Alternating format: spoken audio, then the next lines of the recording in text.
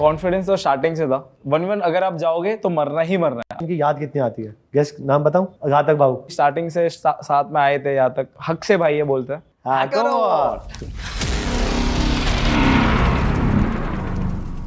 What's up? कैसे आप सब? स्वागत आप सभी का BGMS सीजन 3 शोडाउन में। मेरा नाम है क्रैड और इस कुर्सी में बैठे हैं जॉनथन गेमिंग। बहुत नखरे हैं, बहुत टंटे हैं, बहुत इनके इतने तरले करने पड़ते हैं ना, इनके रूम के बाहर खड़े रहो, वाटरमेलन जूस लेके आ जाओ सर, इंटरव्यू दे दो।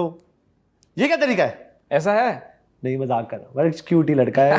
बट एक बार ऐसे वो कहते हैं ना हैको व्हाट, ऐसे शुरुआत करते हैं ना, तो उसके बाद सवाल बहुत वो से है ना, फिर तू परेशान हो गया ऐसे। एक साथ बोलेंगे। कहाँ? बीच वाले कैमरे में देखकर। हाँ इसमें 1 2 3 हैको। शर्म न्यारी हैं? लास्ट टाइम कब आई थी परफॉर्मेंस जो ऐसी बात कर रहा था?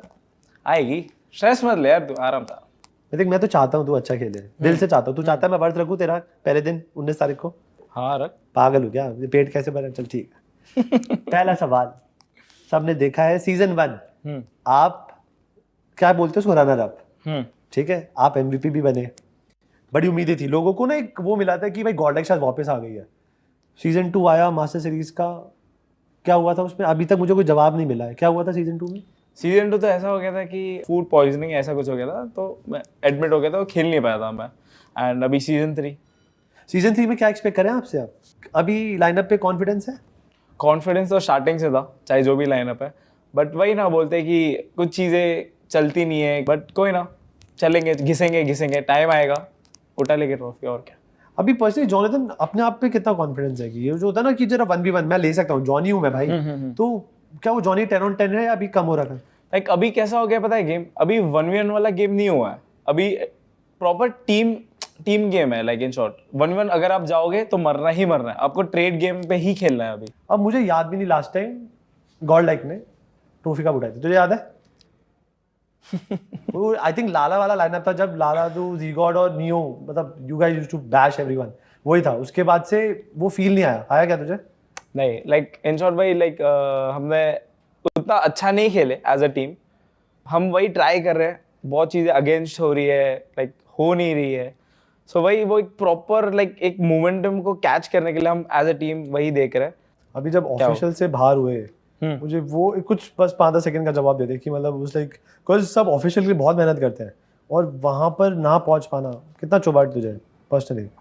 यार लाइक बहुत टाइम हो गया कि लाइक मैं भी ऑफिशियल खेला हूँ, लाइक मैं भी जस्ट वेट कर रहा हूँ कि मैं वहाँ तक पहुँच जाऊँ ताकि लोगों को दिखा दूँ मेरे में क्या है चीज़ जो हम प्लान कर रहे हैं अगेंस्ट हो रही है, लाइक हो नहीं पा रही है। ऐसे हम भी लाइक जेली, हम सब लाइक बैठ के वही डिस्कस कर रहे हैं कि यार हम तो सब कर रहे हैं बट हो नहीं रही चीज़ें, बट आएगा टाइम, फॉर श्योर आएगा। बहुत सारे लोग पूछ रहे थे कि Johnny is a big name in the market, इतने सारे नंबर्स हैं तो प्यार करने वाले भी होंगे करोड़ों में, बट थोड़े से लोग होते हैं ना जो मूड खराब कर देते हैं, सुबह शाम कुछ बकवास कर दी, कुछ होते हैं लोग।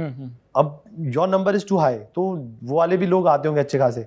उन लोगों की जब तू मैसेज पढ़ता है सुबह उठ के, कभी पढ़ता होगा जैसे, तो उस टाइम पे क्या रीसेट करता है दिमाग में कि इग्नोर करूं या जवाब दे के समझाऊं, क्या करूं मैं? प्यार करने वाले मुझे बहुत है एंड लाइक इन शॉर्ट वो लाइक बहुत कम मैटर करता है मुझे पता है कि मेरी फैमिली, मेरे क्लोज्ड वंस, मेरे दोस्त एंड मेरी जस्ट ह्यूज फैमिली, वही मैटर करता है मुझे एंड कुछ और मैटर नहीं करता। एक ई स्पोर्ट्स प्लेयर का जो शेड्यूल होता है ना वो टाइट पैक होता है, प्रैक्टिस करो, उसके बाद पर्सनल कमिटमेंट्स भी है, कभी कभी डाउन फेज आता है, घर वालों ने गाली दे दी, तूने ध्यान नहीं रखा सेहत का, गेम खराब जा रहे हैं, ठीक है? तो how you reset yourself, because एक बर्डन तो है ऑल टाइम, बिकॉज जस्टिफाई करना जॉनथन को पूरे टाइम, ठीक है ना? तो हाउ यू रीसेट के लिए तो कुछ नहीं है, लाइक मेरे family first of all they are my big motivators, like वही है जो लाइक हर बार लाइक पंप करते हैं मुझे कि यार कोई ना, अभी 0 के लिए है, मार देगा अगले मैचेस में कुछ, बट चिकन आने ही वाला है, तुम लोग का गॉड लाइक का आने वाला है चिकन। सो वैसे ही मोटिवेट करते हैं एंड बहुत सारी चीज़ें, लाइक गेम को साइड करता हूँ मैं, कार लेकर बाहर चले जाता हूँ कभी कभी एक राइड पर, एंड हल्क मेरा डॉगी, उसके साथ टाइम पास कर लेता हूँ। सो ऐसा एक शॉर्ट टाइम में ऐसे ही थोड़ा रीसेट करने के लिए सब चीज़ें कर दे रहा था अंशुल। अब चीज़ों को थोड़ा सा इंटेंस करते हैं, बिकॉज ये सवाल मेरे ख्याल से तूने भी सोचा होगा, बिकॉज तूने जो बनाया उसको लेगेसी बोल सकते हैं हम, ठीक है? और लेगेसी चैलेंज भी होती है। अभी करंट सिनेरियो के अंदर डू यू फील लाइक कि कोई ऐसा प्लेयर मौजूद है जो तेरी लेगेसी को चैलेंज कर सकता है और सरपास कर सकता है? एक आता कोई सा भी? लाइक वैसे तो बहुत अच्छे प्लेयर्स हैं अभी फिलहाल तो।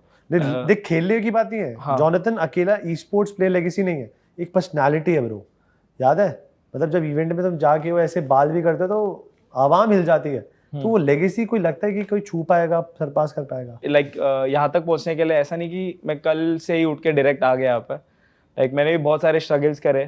लाइक जब मेरा बैड फेस जब चलता है, लाइक आपको कोई नहीं पूछेगा इन शॉर्ट आपके बैड फेस में क्या है क्या नहीं। आप खुद हो, खुद को वापस से उठाओगे, वापस से वही लाइन में आने के लिए आपको टाइम लगेगा, बट आपको खुद से ही करना होगा, कोई और आपके लिए नहीं करने वाला है। सो ये सब चीज़ें लाइक खुद से ही मैंने स्ट्रगल वगैरह हैंडल किया हो, लाइक यू नो। सो हाँ, लेकिन तो वही बोलूँगा। अभी फाइनल सेगमेंट है, hands down. First of all thank you so much, but जाने से पहले थोड़ा सा और तराजू में लटकाते हैं तुझे। अभी कुछ लोग हैं जो मुझे जानना है कि क्या वो अभी भी आसपास है, उनकी याद कितनी आती है? गेस नाम बताऊं या क्यों गेस करना चाहेगा? कौन? सबसे पहले अभिजीत अंधारे है ना, घातक भाऊ, कितनी याद आती होंगी? आती है? हाल रिसेंटली हाइल हुई थी होती है? लाइक इतना नहीं हुआ, लाइक उसने भी अभी लाइक यू नो अपना नया स्टार्ट किया है। सो अभी मैं भी थोड़ा लाइक मैं भी स्पोर्ट्स में, वो भी लाइक यू नो टूर्नामेंट्स, तो उतना मिलजुल नहीं होता, बट ऐसे नॉर्मल बात तो होती रहती है इंस्टाग्राम वगैरह पर। सो मिस तो बोल सकते हैं यार, क्योंकि स्टार्टिंग से साथ में आए थे यहाँ तक, तो होता है वो, कभी कभी आती है चीज़ें। सेकंड लाला तो अपना कभी भी मिलता है, अभी भी है, बाजू में ही है, और क्या। मतलब लाला गॉड छोड़ के गया है, तुझे थोड़ा ऐसे खटास है कि भाई का छोड़ के नहीं गया है, पार्ट तो फॉरएवर है, चाहे जो भी हो, सारे लोग पार्ट तो है ही। और आखिर में शैडो, उसके साथ भी काफी लंबा अरसा बिताया। शैडो, हाँ शैडो भी यार अभी मिला। लाइक वैसा सबके साथ एकदम बढ़िया है, ऐसा नहीं कि लाइक यू नो सब छोड़ के गए तो सब एकदम खत्म ही हो गया। लाइक अभी भी जो पहले जैसे भाई थे अभी भी भाई है, एंड हक से भाई है बोलता है। सो मुझे ऐसा क्यों लगा कि चीजें छुपाई जा रही है? नहीं ठीक है, नेवर माइंड। चलो अब मुझे पता है, थैंक यू सो मच, आया अच्छा लगा और मज़ा आता है भाइयों से, पुराने यारों से मिलने में। अब वादा कर दे ऑडियंस को कि मास्टर सीरीज सीजन 3 में गीता की कसम नहीं, मास्टर सीरीज की कसम खा के तू अपना बेस्ट शॉट खेलेगा, पूरा टपाटप और हैकर ओवर वाला परफॉर्मेंस आएगा, कसम खा। सीधा रखियो, सीधा राइट है, सीधा ढंग से रखना, क्या कर रहा है? हाँ, सीजन 1 पावर प्लीज वापस से दे दे मुझे, let's go season 3 boom. Thank you Jonathan, ये थे हमारे मिस्टर अमराल साहब। Good luck brother Jonathan, thank you so much. और सारे लोग आएंगे, कुर्सियों पे बैठेंगे, बातें करेंगे, ढेर सारा फन करेंगे। आपसे अगले एपिसोड में मिलते हैं, till then keep game.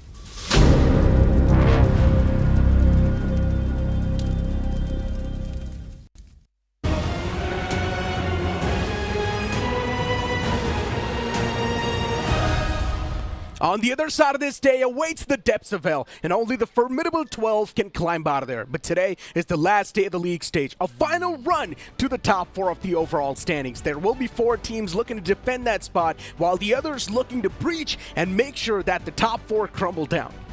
This is going to be one heck of an evening, because we've been talking about that. This is the evening where we also have 3 games for a lot of those teams. And we've been talking about this time and time again as to how the impact player impacts a lot of those teams, because with the way how Somraj played yesterday, I still cannot forget about the fact that Entity still managed to get so many important points. And if they have got 2 or 3 matches today, you can just imagine what they're going to do. I mean, as the time keeps on passing by in the Android BGMS Season 3 powered by Garnier's, man, things just keep on getting intense and intense. And of course, it's getting way too sweatier in the Battleground. So many teams looking to breach in, while the latter half of the board making sure that their favorite team moves up, while some of the teams that they don't like, they're not going to go directly in the grand finals. Playoffs will be a depth of hell, and as I mentioned, only the formidable 12 have a shot. But speaking about yesterday and what happened yesterday, man, Somraj being the IGL of Entity, still he surprised all of us. And Ronnie, as usual, putting on that nuclear performance for his team.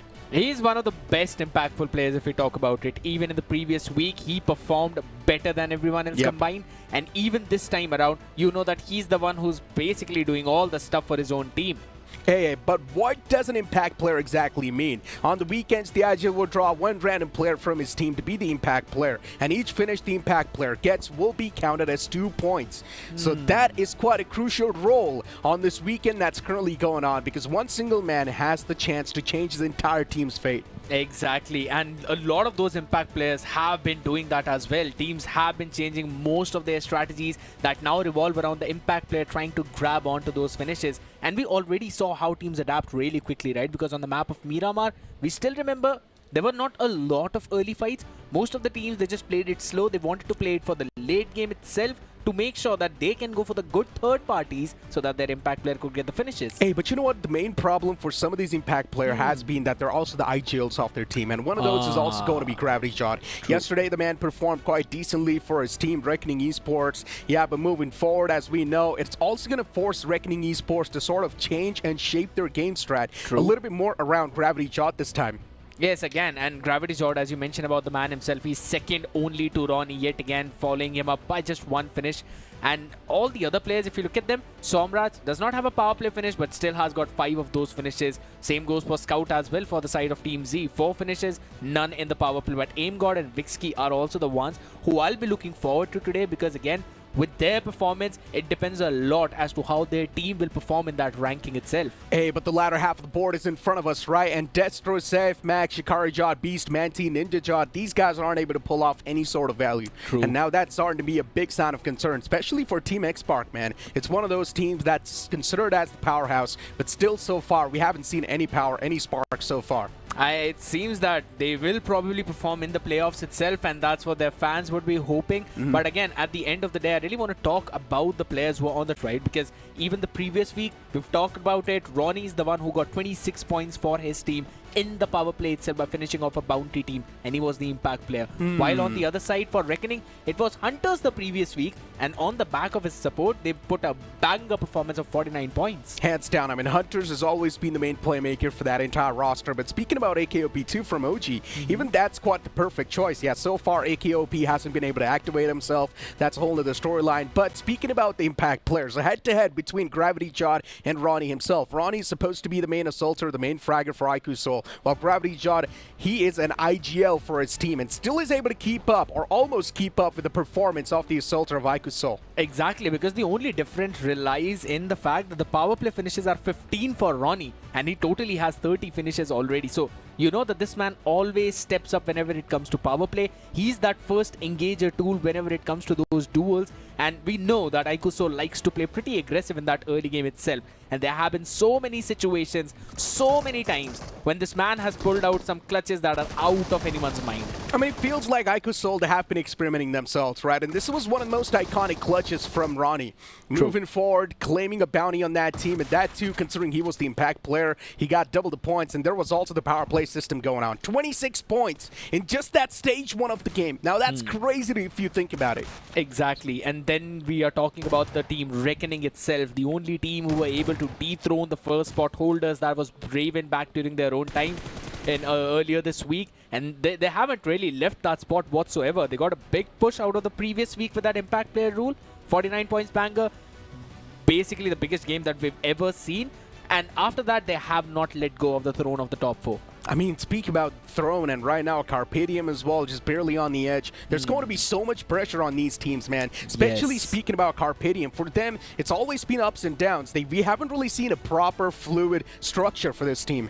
Yeah, exactly. You talk about the structure as well. Now, there have been a few flaws into this, but one thing that I really like from this team is, in fact, that they like to play in aggressive. They are not shying away from any kind of fight. Always trying to grab as many as possible, and that's what we always try to focus on. But ladies and gentlemen, there's something else that actually requires our focus on right now, so let's have it on the screen.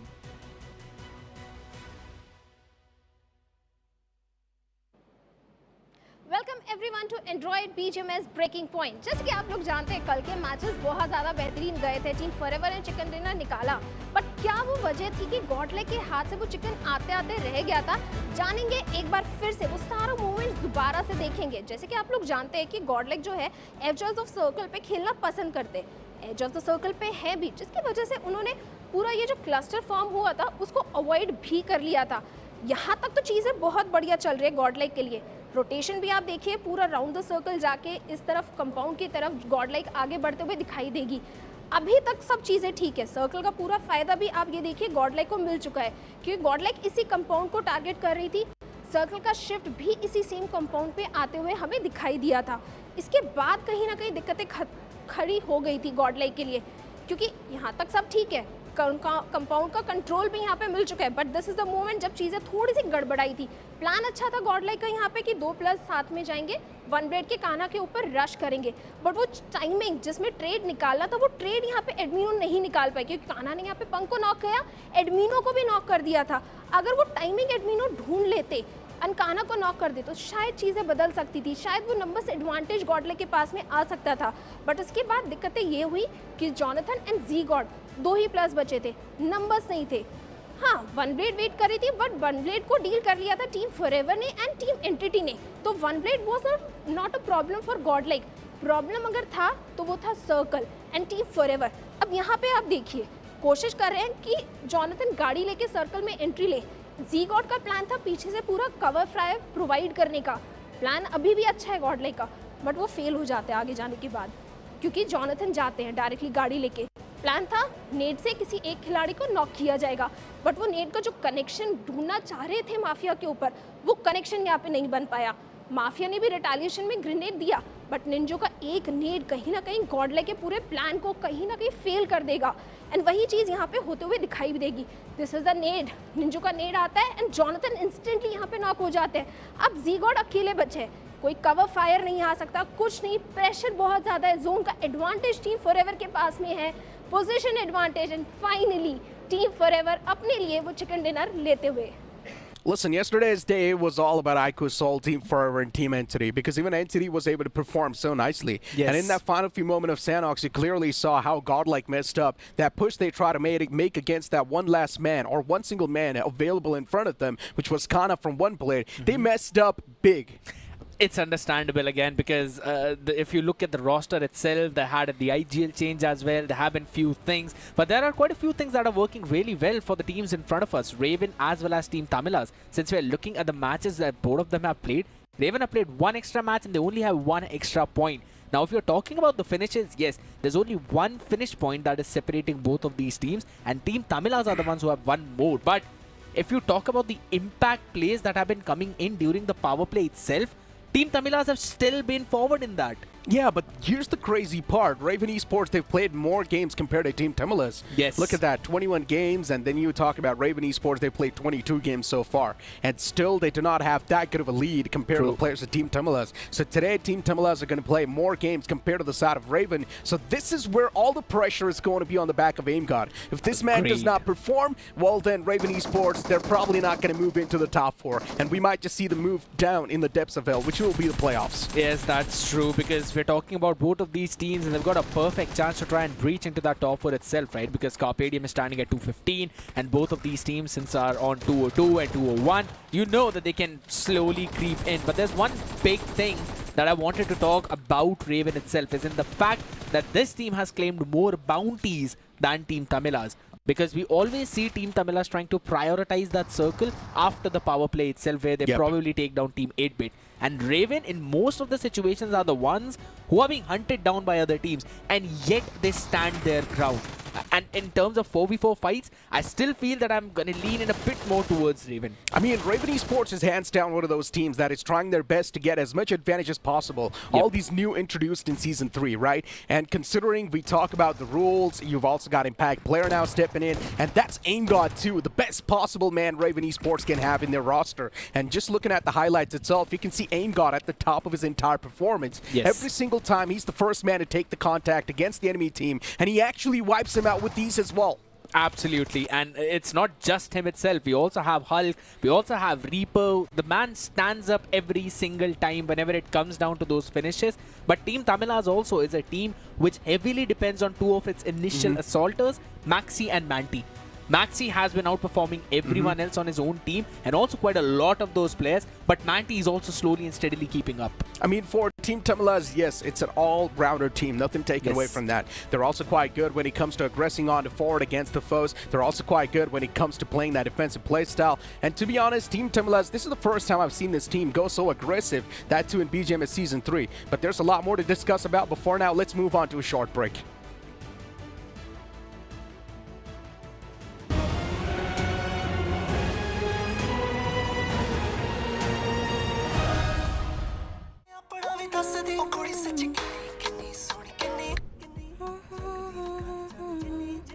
Wow.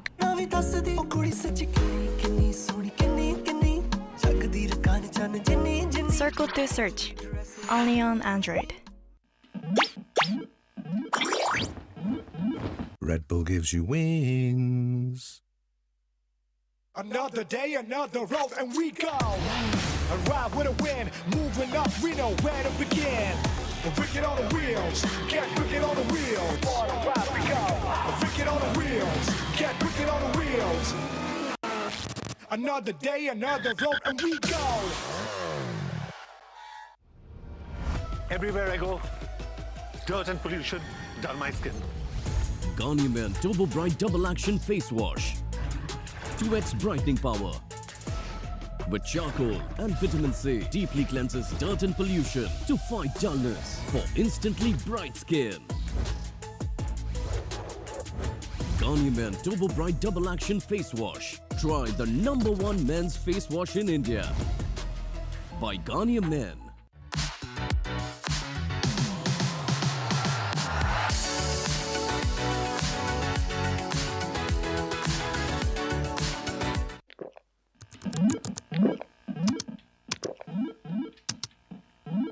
Red Bull gives you wings.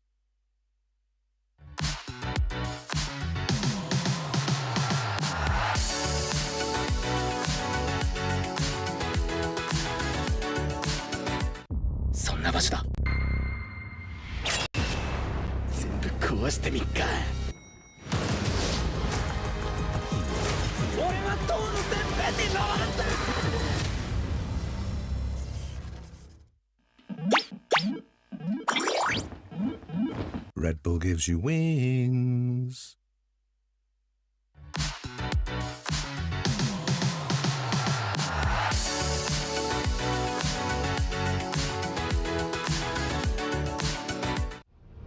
Everywhere I go, dirt and pollution dull my skin. Garnier Men Turbo Bright Double Action Face Wash with charcoal and vitamin C. Deeply cleanses dirt and pollution for instantly bright skin. Try the #1 men's face wash in India. Garnier Men Turbo Bright Double Action Face Wash by Garnier Men. What's up, everyone? Come on in. I got 100 ways that I could make you look. You cannot read me, I ain't no page in a book. But there's 100 ways that I could make you look. Wow.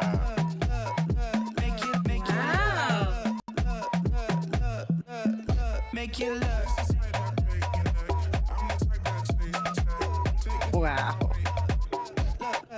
Look, make you look.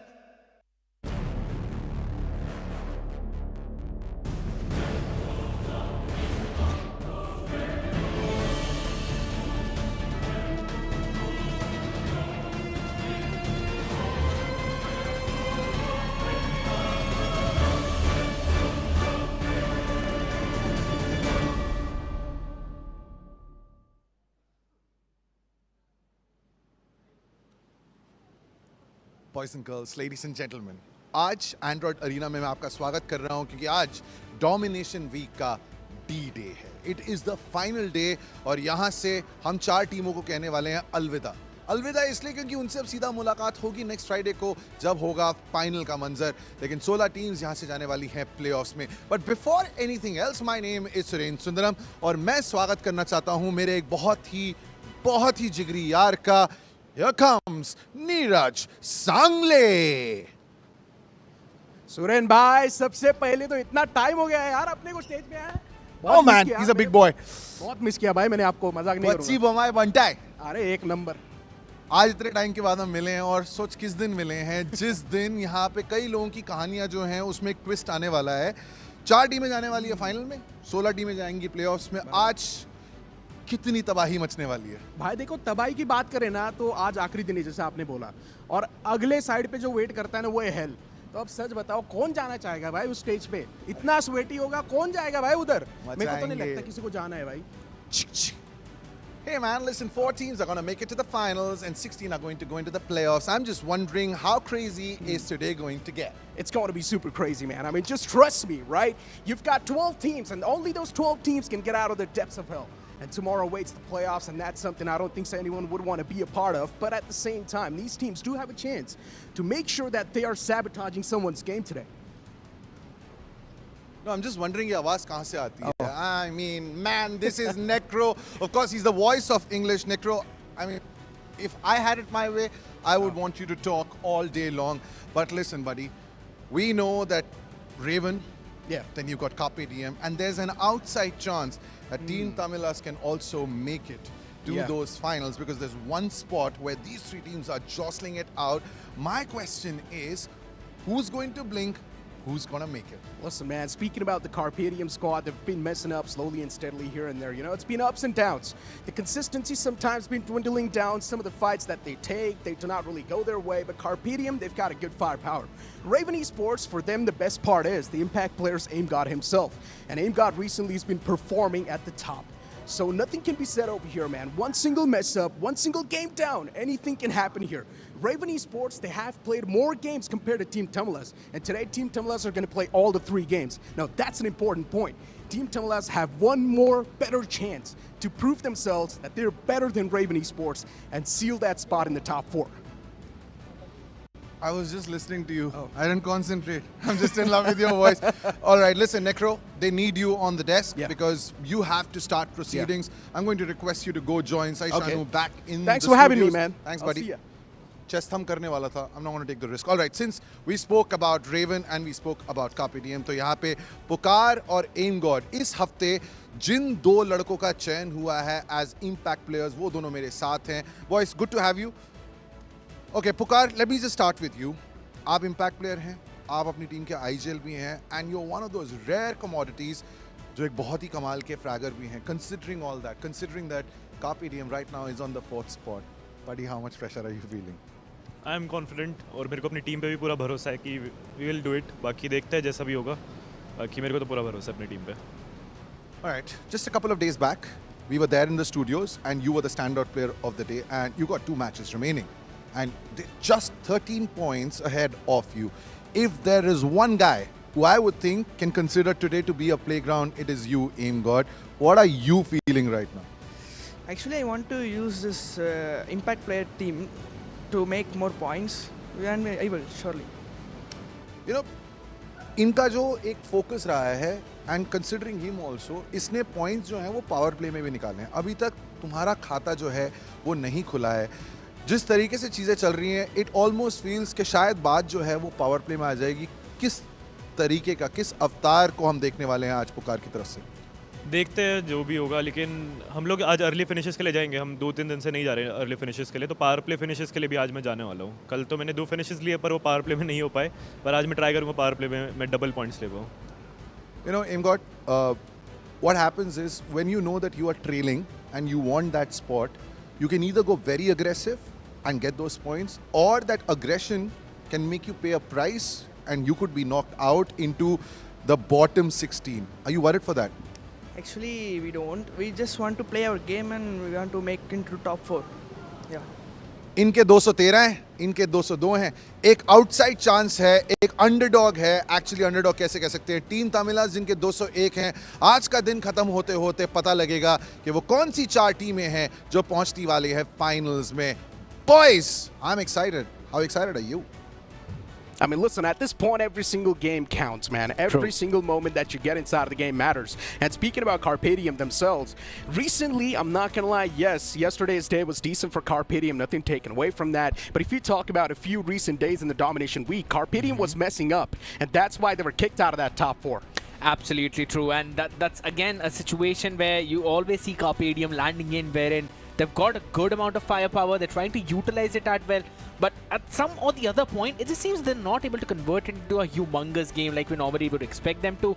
But honestly, with the way how teams have been playing, I still feel Raven and Team Tamilas would be able to dethrone them. I mean, hands down. And speak about dethroning some of the teams. I mean, it will be tough to dethrone if these guys are playing on Samsung Galaxy S24 Ultra. And they are actually playing on that device for an ultra smooth experience. That's what you guys see. Getting some clean knockouts, getting some clean sprays on the opponents. True. But yeah, moving forward, as we know, today's day, we're going to be hosting 3 games, which will be super important for some of the teams that will play all 3. For some teams, they might just play 2.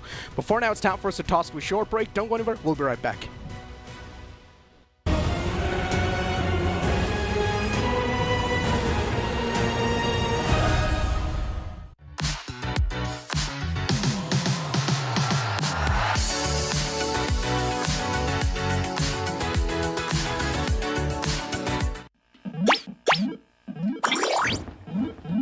Red Bull gives you wings. Another day, another road, and we go. Arrive with a win, moving up, we know where to begin. Wicked on the wheels, get wicked on the wheels. Arrive, we go. Wicked on the wheels, get wicked on the wheels. Another day, another road, and we go.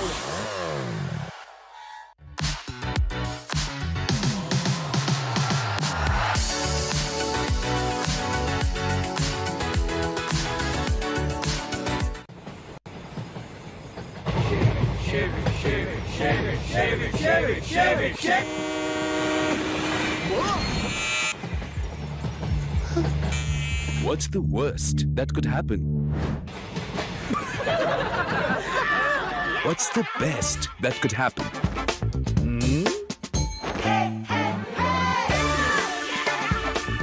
Philips One Blade. Move fearlessly. Innovation and you. Philips.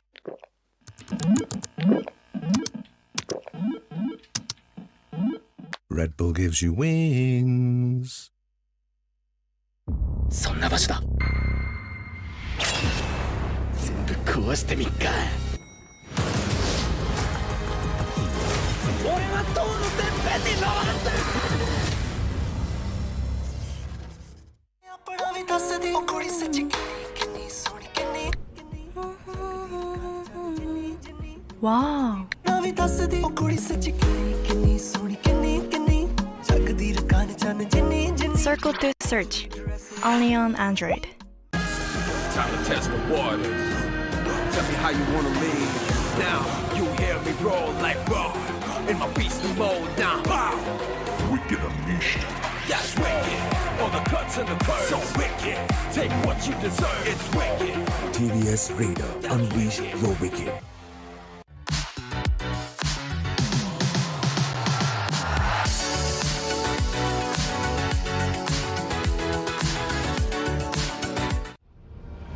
Everywhere I go, dirt and pollution dull my skin.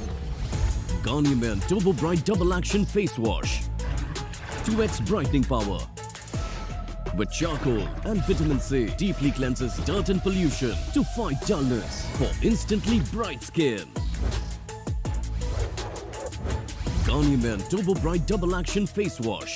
Try the #1 men's face wash in India. By Garnier Men. Red Bull gives you wings.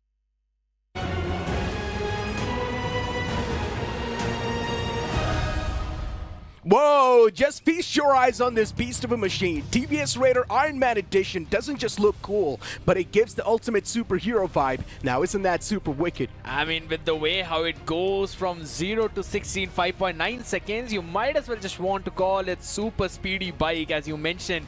It indeed is wicked, but another wicked thing in this lobby is in fact the bounty teams, the teams that carry that big prize onto their head, Global Esports, whose prize was taken yesterday by Aiku Soul on the map of Sanhok in the Camp Alpha drop. Listen, man, it's all fine that Global Esports lost that drop collision, but I'm just happy over the fact that we finally got to see that. It's been a while since we saw the drop collision, and finally yesterday, Global Esports graced us with their presence towards Temple. They dropped right on top. Unfortunately, they got taken down because when it comes to the melee, it just felt like yesterday Aiku Soul was much better compared to the boys, but still, Beast was given a tough fight, I'm not gonna lie. Yeah, I mean, it was just a sword fight at the end of the day, and eventually Beast also fell just because of the sheer numbers on the other side, but he was definitely putting up a very good fight.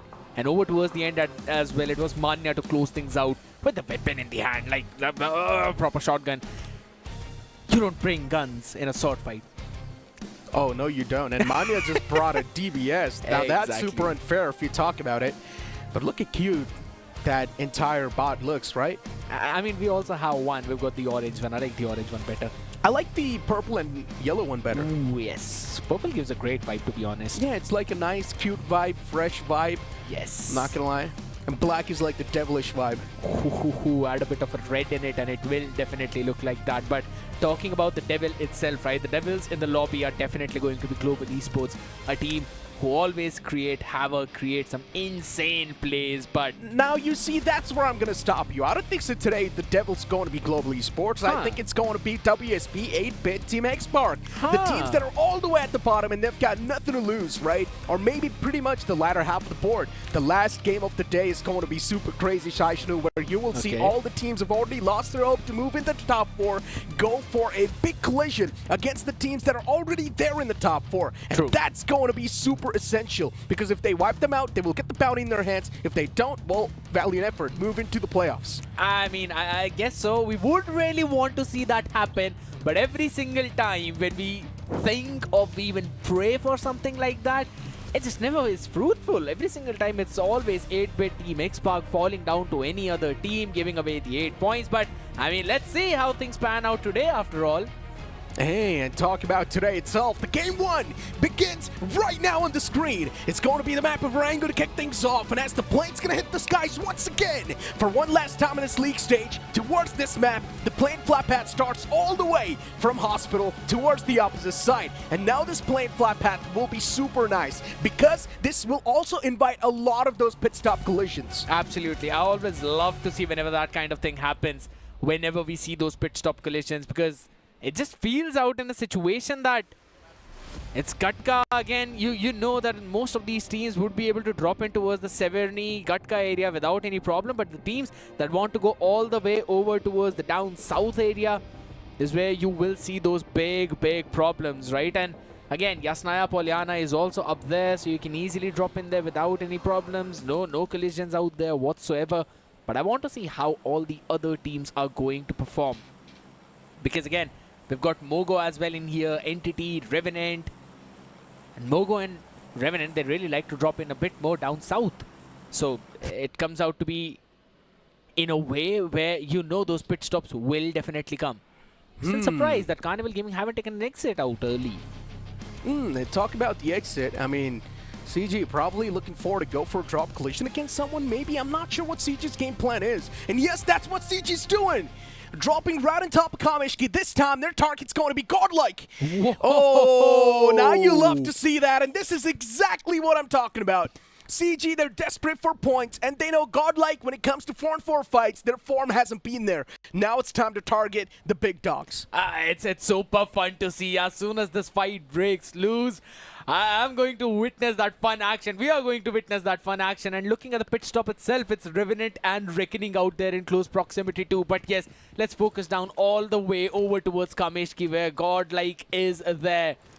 Even God's Reign seems to be like in a situation where they might have to go in for an early engagement over against the members of Team X-Spark. It's just the Yasnaya Polyana shenanigans, man. Yeah, and this time God's Reign not shying away from a fight. Just looking to push up close and personal, but the opponent this time strikes them both. The Tommy gun prevails as he gets both those eliminations confirmed, and now instantly switches his focus on the leftover 2 remaining players of God's Reign. Keep this thing in mind, God's Reign, they possess the bounty on them. If Team X-Spark wipe out the entirety of God's Reign and keep on moving forward in a flawless manner, if they get somewhere around 50 points in this one single game, the hopes for them to maybe be in the top 4 will be reignited, because they will need another 50-pointer. Oh my god, and I thought I am the only man with the Delulu, but it's absolutely fine. Hey, I mean, but I love this, right? Just trying to stop the players of God's Reign to move directly in the grand finals, right? Just be there with them through the playoffs. Just go in the depths of hell, and only the top 12 can make it out of there. Exactly, and that's the fun part about it. But wait a second, did Ninja get another knock? It seems like this man is not stopping absolutely whatsoever, and everyone's just going to jump in onto the members of God's Reign itself. Ninja Jord has been finally taken down on his knees, but the last man will fall, and it is Team X-Spark winning out in such a stylish manner. And we are talking about the points. This team already claiming 14. You make it 10 more for the bounty. It's 24 points to start. You gotta love it. You really gotta love it. And this is the reason why I mentioned Ninja Jord is the best person to have the impact system in his hands. And Team X Park, they've already gotten so many points to kick things off, and then it's still counting, by the way. And they can go for another hunt, maybe up against someone. Because CG and Godlike, that hunt is still on. True. And CG, they kick things off with a knock onto Edmino, and he instantly gets confirmed too. Absolutely. Godlike, that's a rough patch to begin with. Absolutely. It's a 3v3 down there already because Hector was taken so early on by Admira out. And Hector is basically the main man with the powers in his hand. You really did not want it to see him falling down on his knees. And here's when we talk about the impact players and how it is going to affect Carnival Gaming specifically. Because you normally see Neo, that would have been like the best case scenario for Carnival to have an impact player in the form of Goblin. Yes, works really fine. Espower and Hector, they do carry the potential. Don't get me wrong in there. But their performance since the day one has not been on par as compared to both the other players in its field. So that's why I think that this team is also facing the problems. And Hector is also IGling, by the way. Listen, all of that is fine. Hector taken down. I still believe that these three remaining players, they can pull off a miraculous comeback in this game. You've got Goblin, a man who possesses so much firepower. You've also got S-Power with a great past. You've also got Neo on the board right there. And he himself has been enough for some of the teams. Him with just a pistol has been a nightmare for some. And Godlike, they find a knockout against S-Power 2. Now that's a bad start for CG.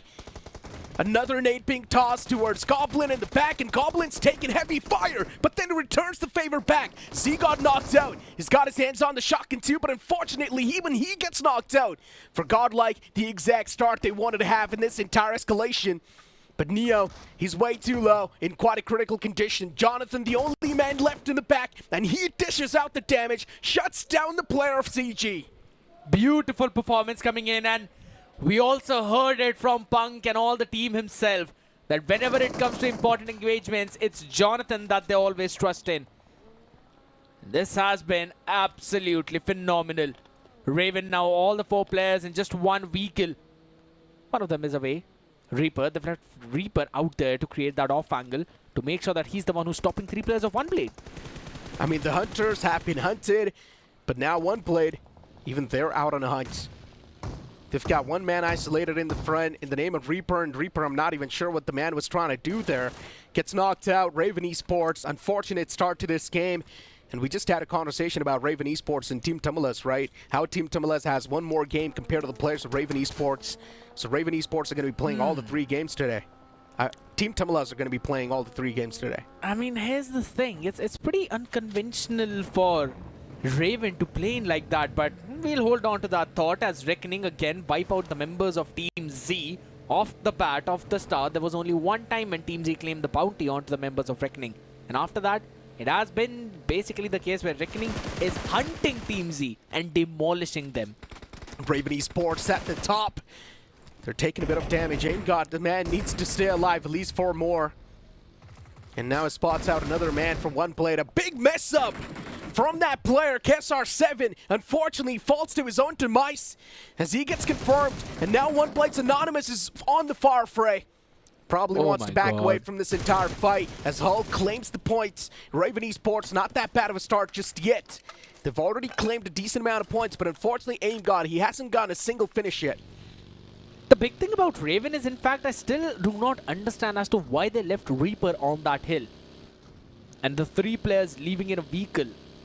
Because they eventually had to take the fight with One Blade. Either ways at the end of the day. And I still do not understand why Anonymous is trying to play in for save.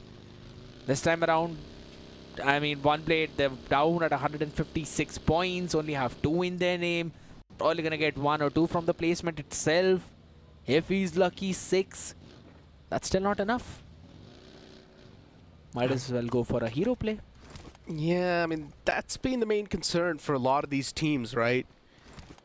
Even though the sword's on their necks, they know they can't qualify anyways directly to the grand finals. They will have to go through the longer route. Still, a lot of these teams are looking to play safe. But this time, 8-Bit on a complete different pace. They push up.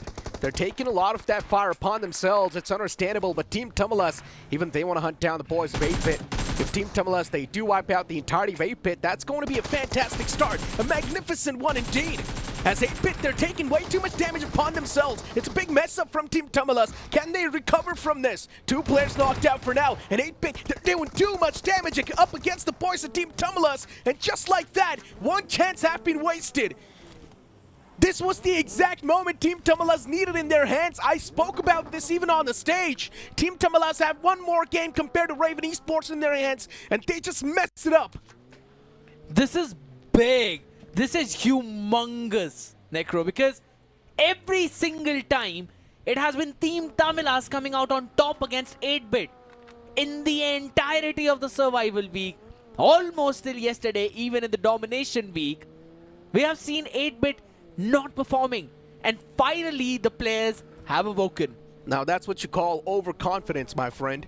Probably. Overstepping the boundaries, getting yourself eliminated like that. Oh, rough patch. Really rough patch. What can you even do? 0 points. Yeah. Team Tamalas just keeps on getting worse. But hey, keep this thing in mind. Still 2 more games in the hand.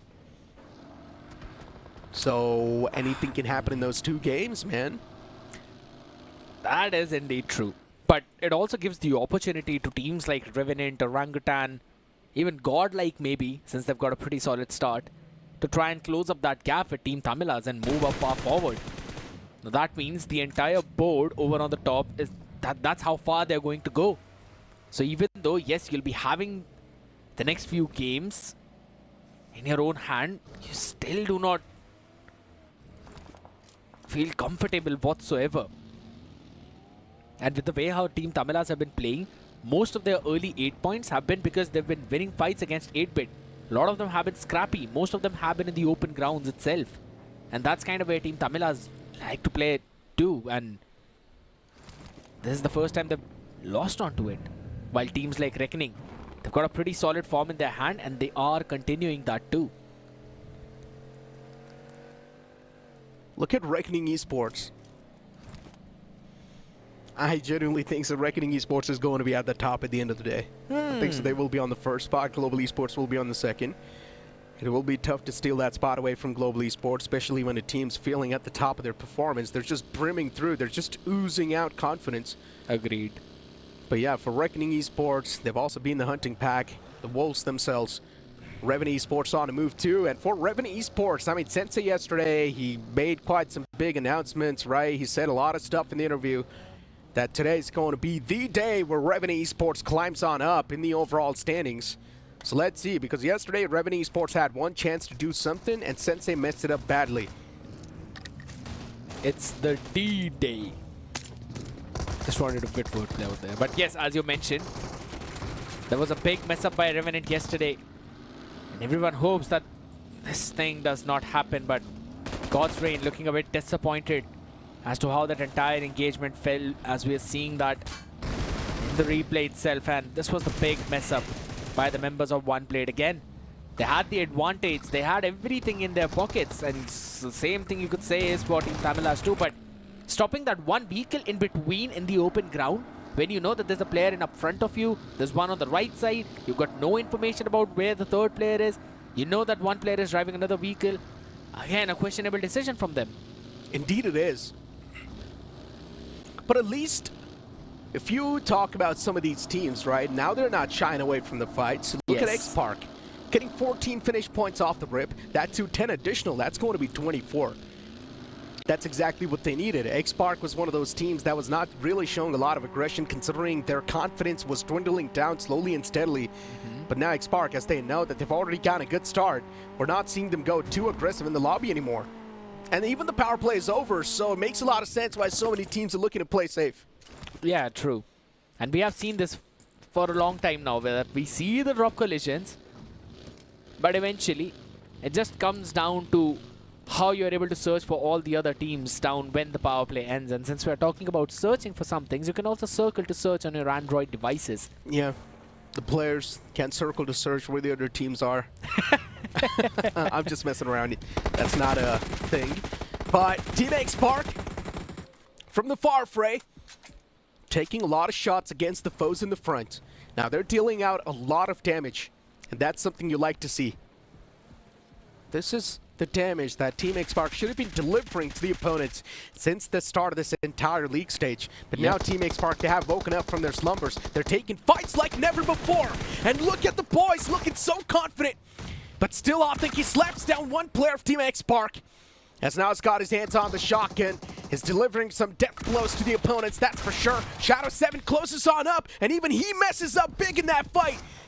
At least there was some sort of color fire, but OG slowly and steadily, even they're not able to rack up against the opponents. Sarang in the front is dishing out a lot of damage against AKOP, pulls out the shotgun this time. As OG, even they've lost out on 3-player. It's a proper 1v1, and it's Sarang to close things off. And he also recovers 2 of his players. Nicely done by this one single man of Team X-Spark. Big play coming in from X-Spark. Wiping out the Apes, the OG. A team that was also playing in for the last day to jump into that top 4. Now losing one match already. With just 1 point in their bag at 189. What a play coming in from the entire team of X-Spark. And I love the way how Sarang played that one out. Keeping the distance, knowing that AK would want to close in that gap. And if I'm not wrong, there was one of his players who was knocked down as well, which gave in the exact position of where AKOP was coming from.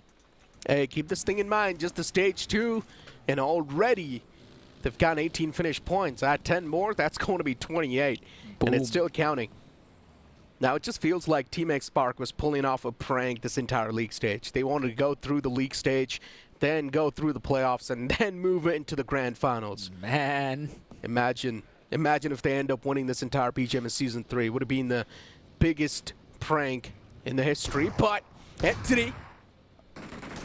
Oh, Equinox is already knocked out, but then Toy finds the second. Oh! But it's completely fine. Somraj with the backup. He provides it perfectly. Nicely done. Entity, they make the bounce back once again in this fight.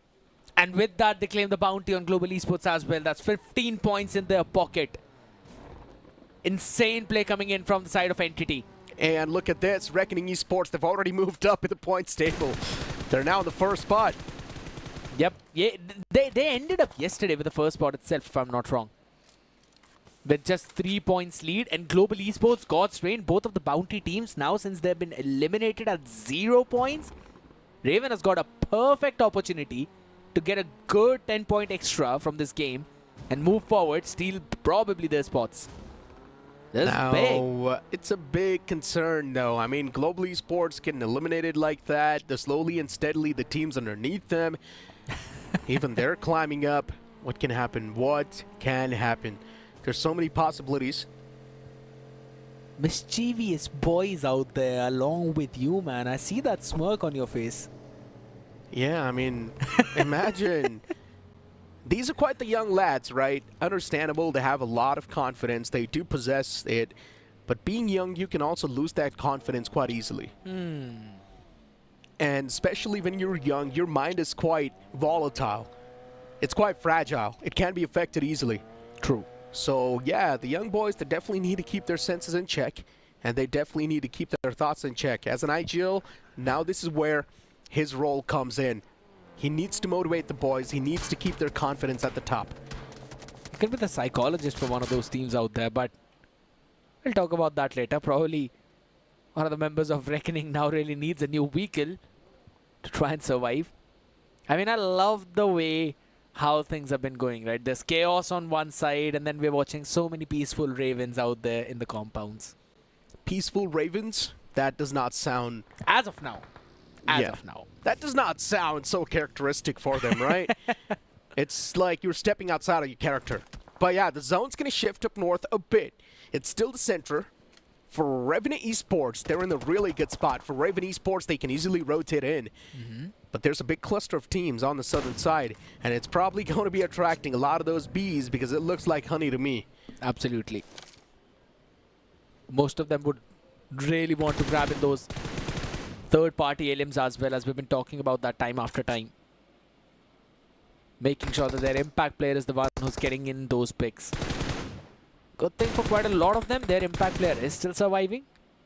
Jonathan for Godlike, Aim God for Raven, Seth for Revenant. We've got Somraj for Entity, who also ended up getting one finish.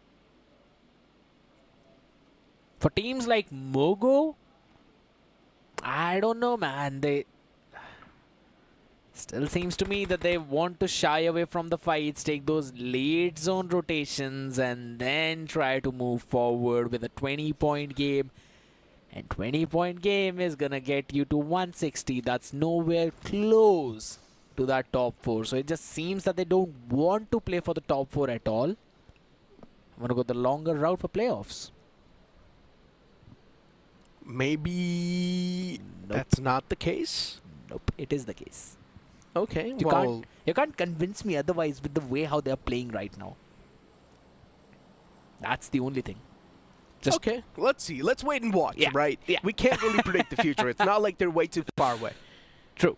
So even if they do end up getting 20 points, for example, in this one single game, they still put themselves in quite a closer grip.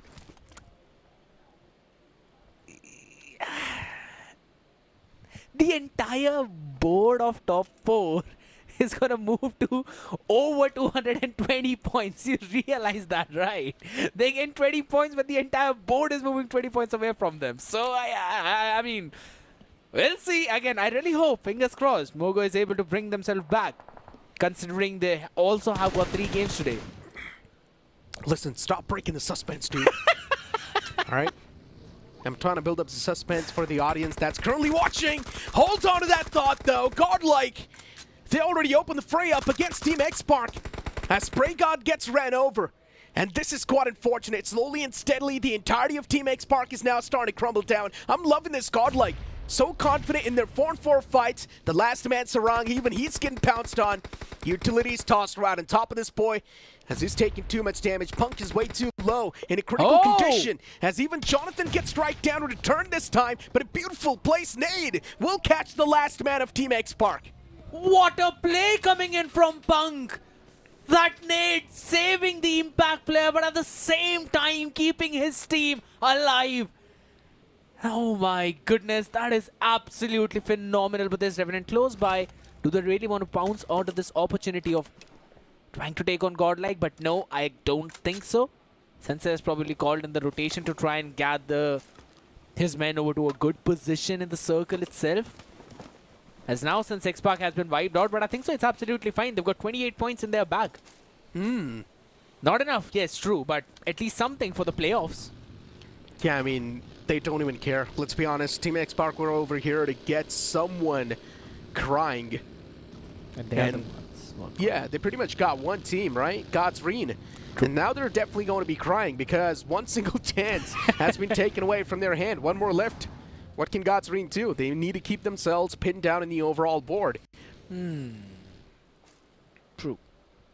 I think so they're actually playing 3 games today, God's Reign.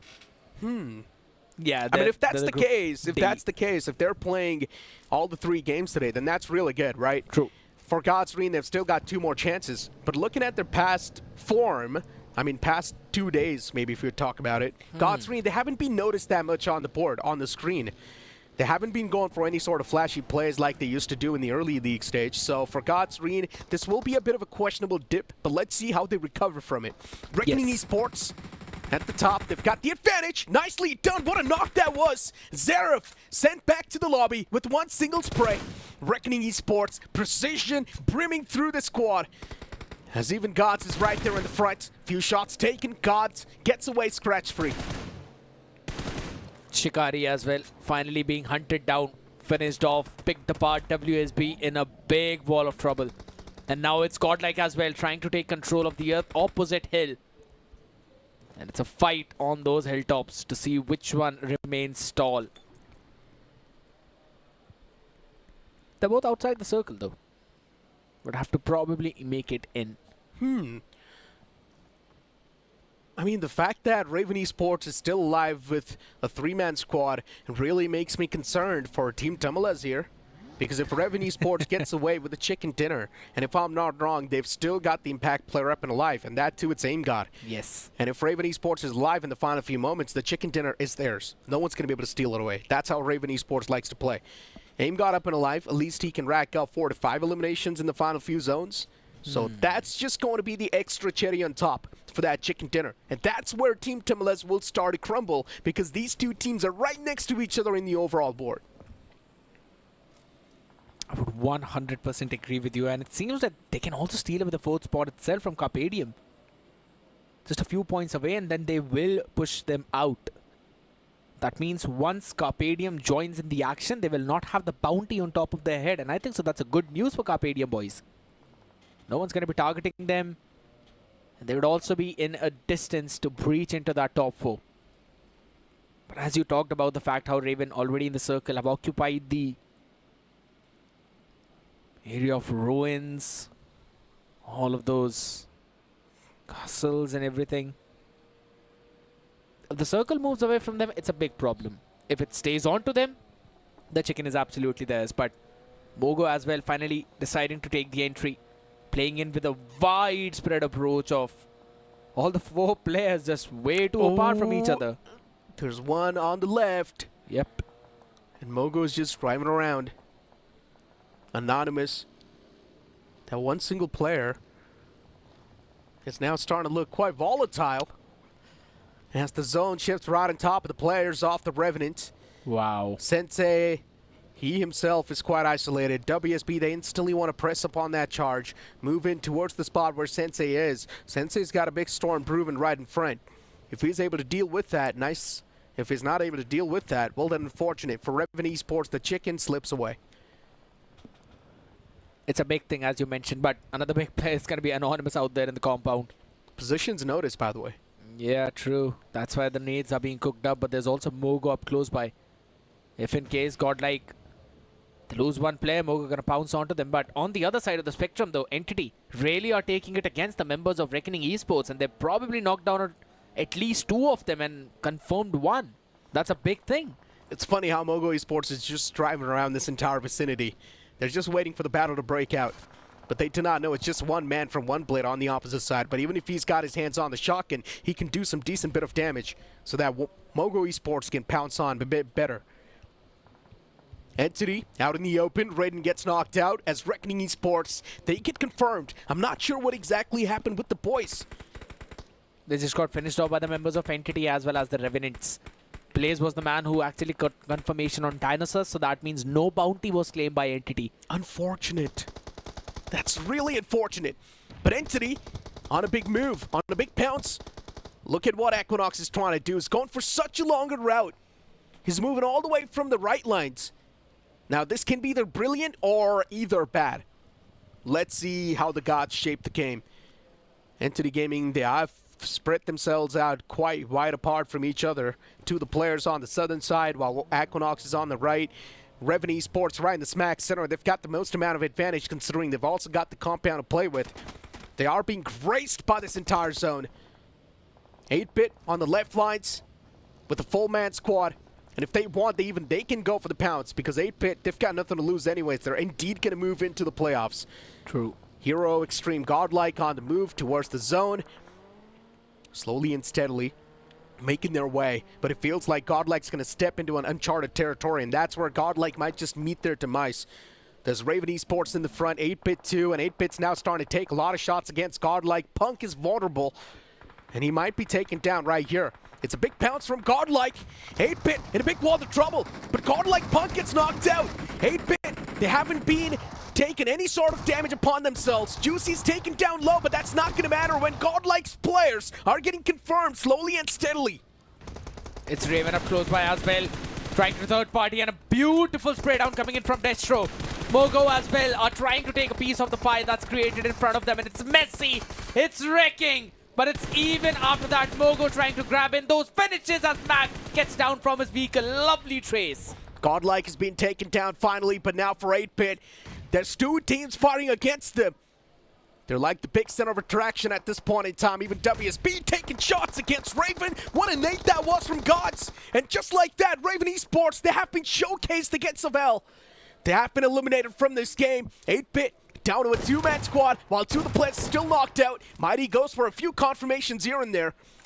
Gets the knockouts on the players. He also gets the confirmation. Mogo Esports now down to a 2-man squad.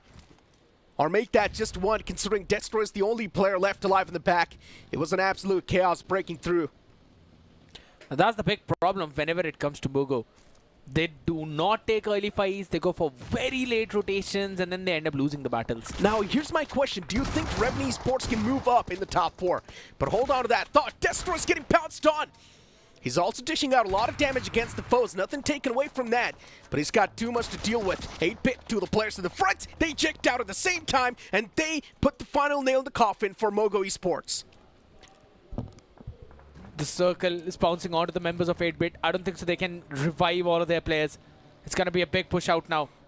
They have to move in the safe, because it's going to be dealing a lot of damage out there. And Mighty has been taken down by the circle. It's a big blow to the members of 8-bit, but a very good game coming in from their side as the player quickly crouches down. And yes, it seems to be the case that Revenant might be able to move in, or at least move closer to that top 4 position if in case they capture all these eliminations as Aditya falls.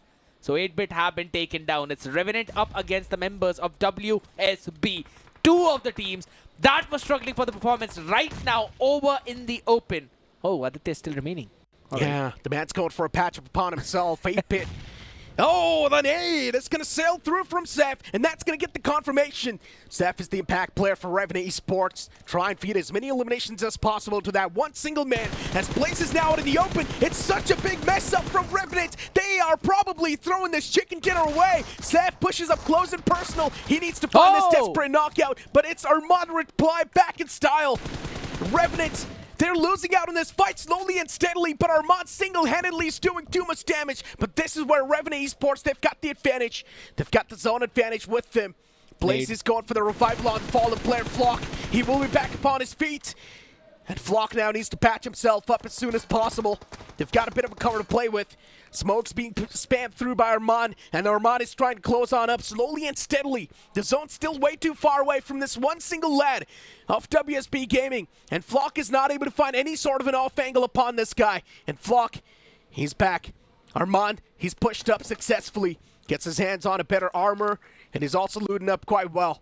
He's got his hands on 2 frag grenades as well. Even if one single connection comes through, Revenant Esports' game might just lose from their hand. Highly possible, but the only advantage that they have right now in front of them is definitely going to be the circle. But look at where Flock is, creating the off angle over on the rooftop. Now this is a big make or break play. Listen, they had the circle advantage, but not anymore. Now they've got the man advantage, and Flock has also got the position advantage. This nade was tossed in quite nicely, but unfortunately overcooked. Just a little bit wide. Yeah, explodes in the back.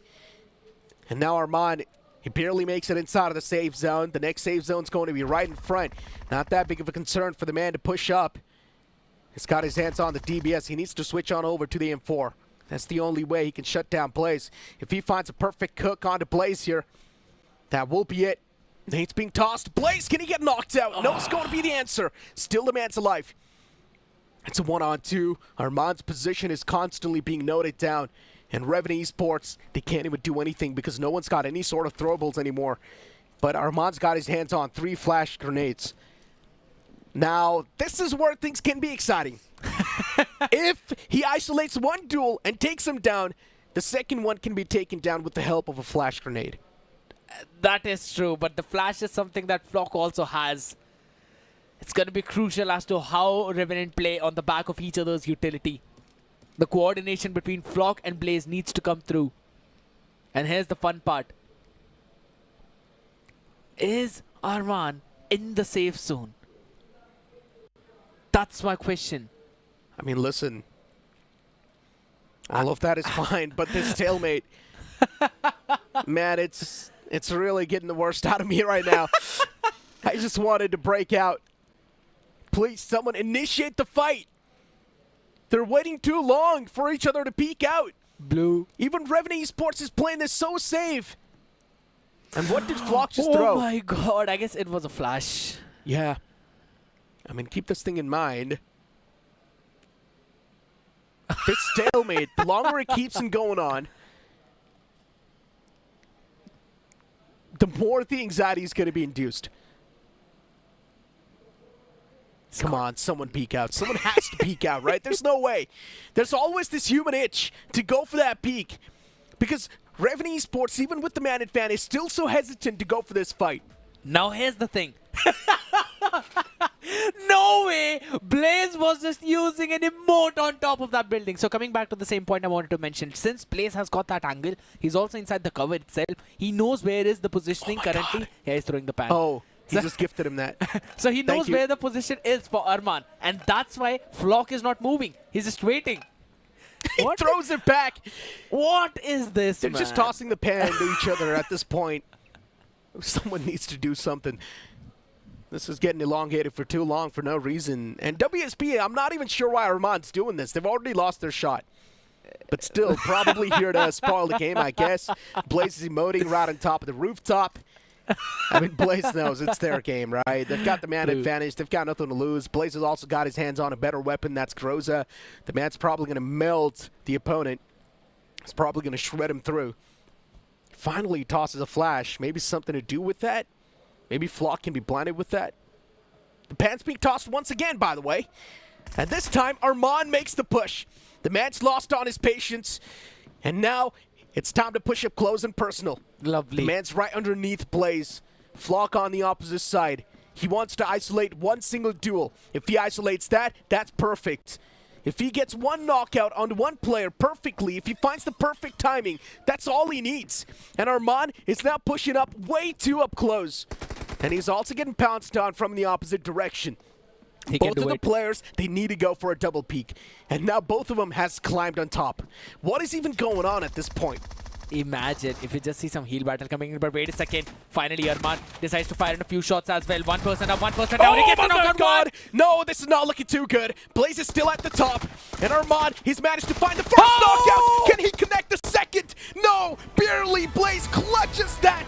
It was still way too up close and personal. Sensei, it is a smile of worry, let's be honest. He's not too happy with that chicken dinner because they did not claim a lot of points.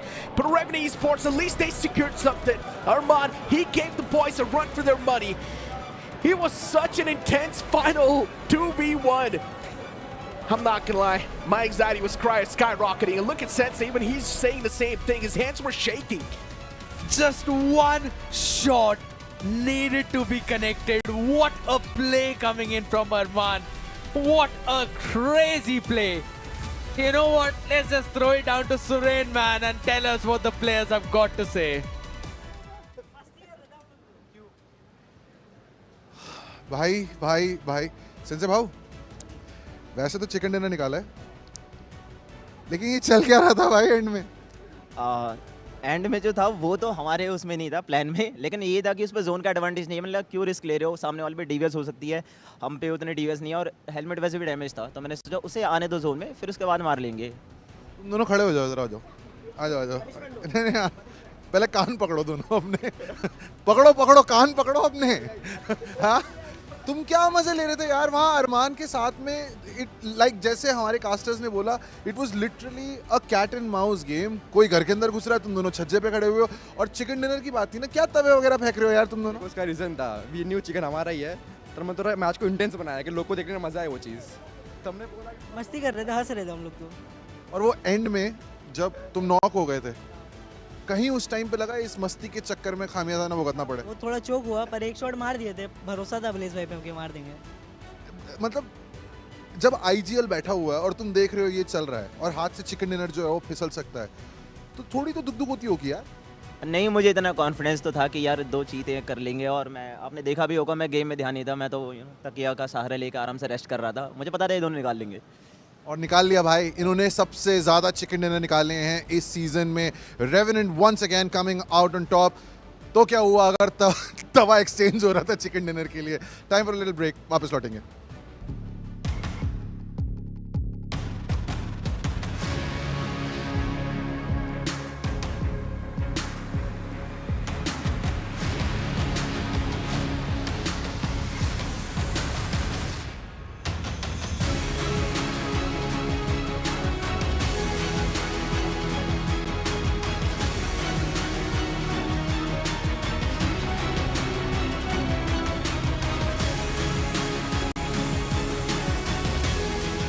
सवाल मेरे से किए अनेक, जवाब मेरा बस होगा एक, trophy be revenant.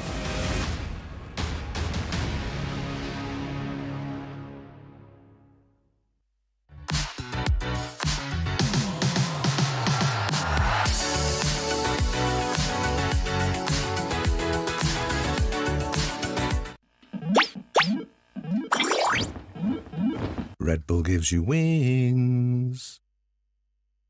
Another day, another road, and we go. Arrive with a win, moving up, we know where to begin. Wicked on the wheels, get wicked on the wheels. Arrive we go. Wicked on the wheels, get wicked on the wheels.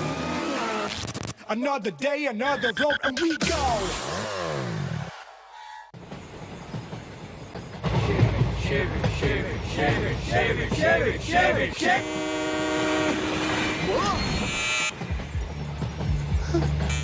What's the worst that could happen? What's the best that could happen?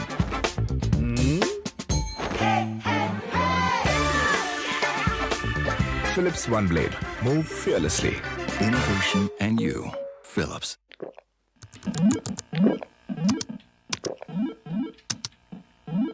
Red Bull gives you wings. そんな場所だ。全部壊してみっか。俺は塔のてっぺんに登るんだ。Time to test the waters. Tell me how you wanna lead. Now you hear me roll like roar in my beastly mode now. Wow. Wicked unleashed. That's wicked.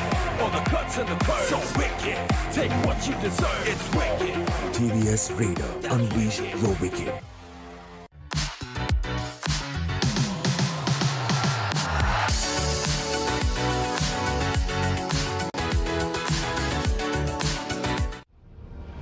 Everywhere I go, dirt and pollution dull my skin. Garnier Men Turbo Bright Double Action Face Wash. 2x brightening power. With charcoal and vitamin C, deeply cleanses dirt and pollution to fight dullness for instantly bright skin. Garnier Men Turbo Bright Double Action Face Wash. Try the #1 men's face wash in India. By Garnier Men. Red Bull gives you wings.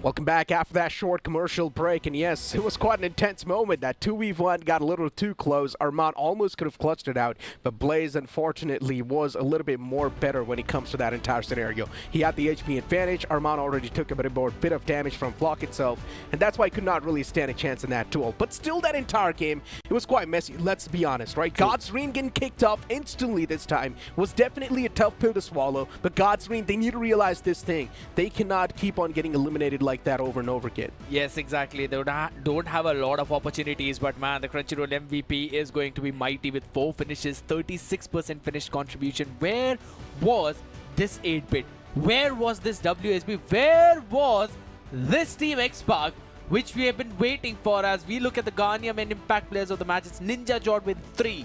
Only if they would have played this way the entire time, then we would not have seen them in the bottom 4. If 8-bit would have played this aggressive, I mean, 8-bit, they wiped out a team that was hunting them down from the start. Finally, they got the confidence to wipe them out. And then moving forward, God's Ring was taken down by Team X-Spark, a team that was struggling so much when it comes to that 4v4 fight. True that, but again, there's a lot of struggling going out there, but there's one fun thing also that you all people could definitely grab, and that's going to be some amazing merch from Instinct First. Yes, they are the fashion partner, and you know what? If you basically click on that voucher right now, you notice that code, it's a 20% off. So you might want to grab that and quickly grab that amazing merchandise. Hey, but you know what? For now, let's move on to the match rankings. 28 points accumulated from Team X-Spark. Revenue Esports, even though they got the chicken dinner, only 20 points were secured out of that. Entity Gaming not that far behind, 22 points accumulated. Slowly and steadily, Entity Gaming is on a big pounce.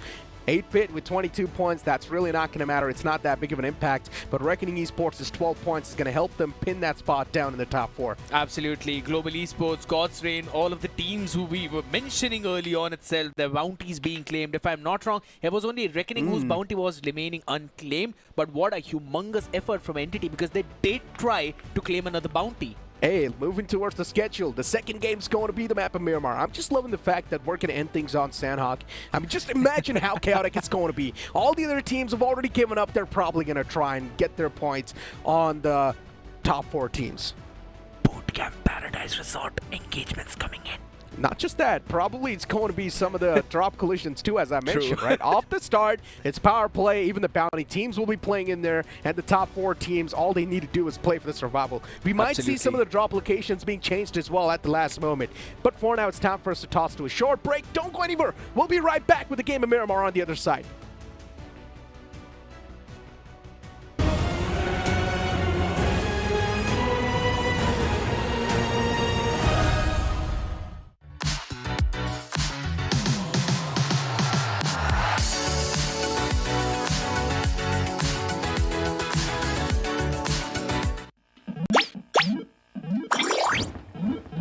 Red Bull gives you wings.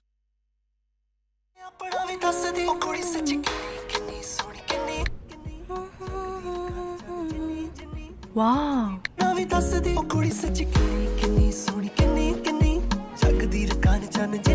Circle to search. Only on Android. Another day, another road, and we go. Arrive with a win, moving up, we know where to begin. Wicked on the wheels, get wicked on the wheels. Arrive, we go. Wicked on the wheels, get wicked on the wheels. Another day, another road, and we go. Shave it, shave it, shave it, shave it, shave it, shave it, shave it.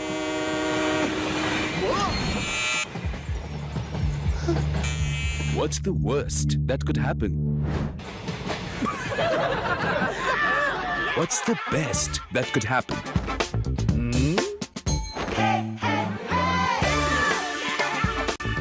Philips One Blade. Move fearlessly. Innovation and you. Philips.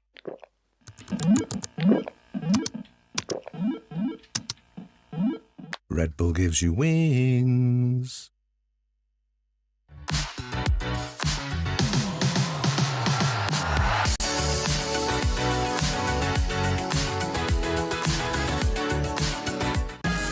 Time to test the waters.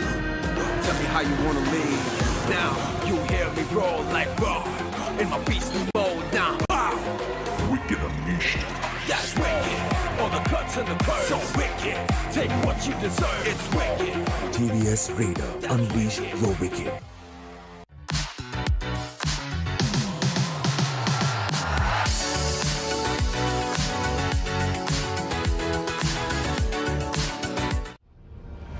Everywhere I go, dirt and pollution dull my skin. Garnier Men Turbo Bright Double Action Face Wash. 2x brightening power. With charcoal and vitamin C, deeply cleanses dirt and pollution to fight dullness for instantly bright skin. Garnier Men Turbo Bright Double Action Face Wash. Try the #1 men's face wash in India. By Garnier Men. Red Bull gives you wings. To live your life the way you want. Compete like the toughest challenger. Dance like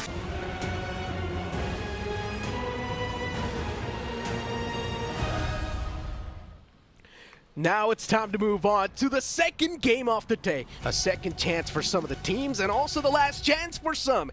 And if they do not perform right here, well, maybe you need to say goodbye to the top 4. I mean, already the latter half of the board somewhat is not going to make it there, but there's still a few teams in the mid-pack with a big glimmer of hope to looking forward to directly move into the grand finals. That might just be a big pill to swallow before teams like CG, if they do not get a nuclear performance right here, it's done.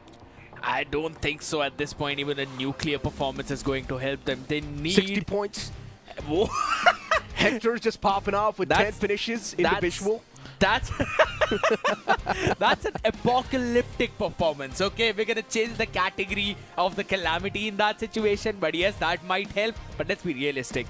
Since we're talking about the teams who will not have a chance after this, it's going to be 8-Bit Carnival, Rayman and Team Z. And Rayman is the only team that have actually got a good chance to enter into that top 4 and maybe try and solidify their place. So if in case they don't perform in this one, it's going to be a big problem. Listen, man, all the teams from 5th to 8th, they have a big chance of moving in. All it takes is one single good performance, maybe 25 to 30 points in one single game. You can instantly propel yourself in the top 4. Before the teams on the latter half of the board, yeah, I mean, for some it's done. Let's be honest, bottom 8, they can't move up anymore. Maybe the leftover team above 8, they can still move in. Before the teams that are playing this last game, it's done. They can't do it anymore. Global Esports slowly and steadily losing their grip in the top 4. They need to perform desperately here. If this Miramar game slips out too for Global Esports, this is going to be a big sign of concern because at the last moment they can be kicked out. So close, but still so far. Let's move on to a short break. We'll be right back in a bit.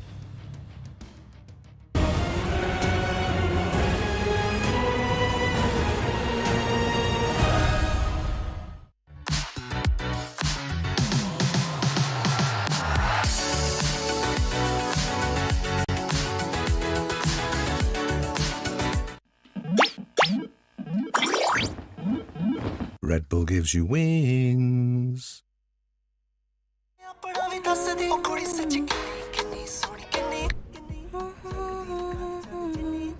Wow.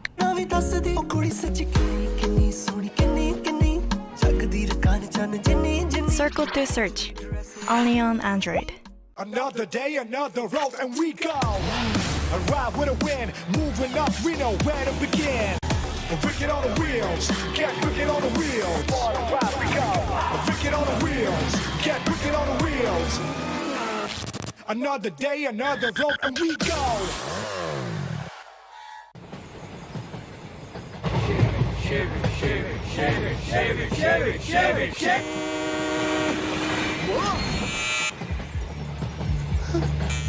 What's the worst that could happen? What's the best that could happen?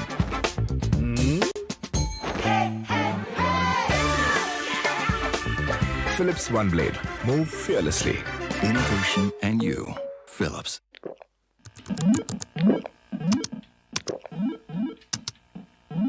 Red Bull gives you wings.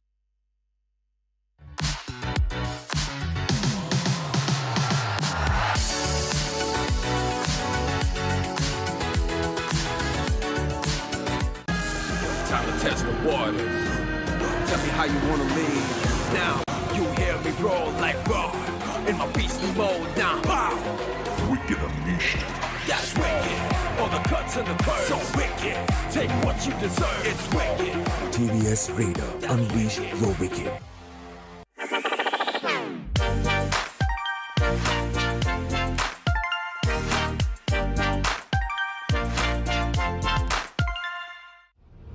Everywhere I go, dirt and pollution dull my skin. Garnier Men Turbo Bright Double Action Face Wash with charcoal and vitamin C. Deeply cleanses dirt and pollution for instantly bright skin. Try the #1 men's face wash in India. Garnier Men Turbo Bright Double Action Face Wash by Garnier Men. Red Bull gives you wings.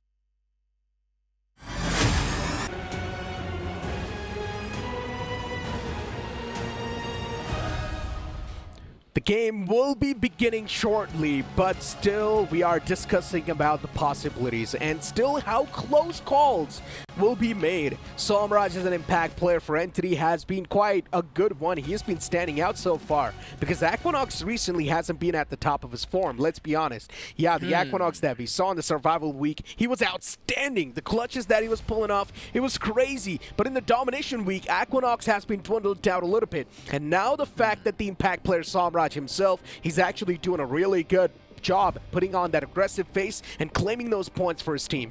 To be very honest, his performance has actually increased, and that too exponentially. Comparing him as to what he was doing in the survival week and in the domination week itself versus what he was able to pull off yesterday. And again, with the way how he's giving out those calls now, Entity is actually looking very solid. Hands down. To burst into that top 4. And with the constant 20-point games, you know they'd actually be able to do that too, because claiming a bounty, It has been like very consistent for their side. I mean, listen, solid is an understatement. They have been doing so good that now they're the most consistent team since yesterday that we've seen, right? Yes. I mean, Entity, look at their performance, slowly and steadily moving up on that snail pace. And I'm pretty sure if you do look at the overall standing, that team's going to be there in the top 8, hands down. I don't think so Entity is going to be anywhere underneath that. Reven Esports, they're getting just enough points to sustain themselves in the top 8. But this is what Sensei needs to realize. He needs to get a few more points to breach in that top 4. He needs a magnificent performance. True, and since we already looked at the performance, it was somewhere around 22-23 point game. Now here's the entire scenario.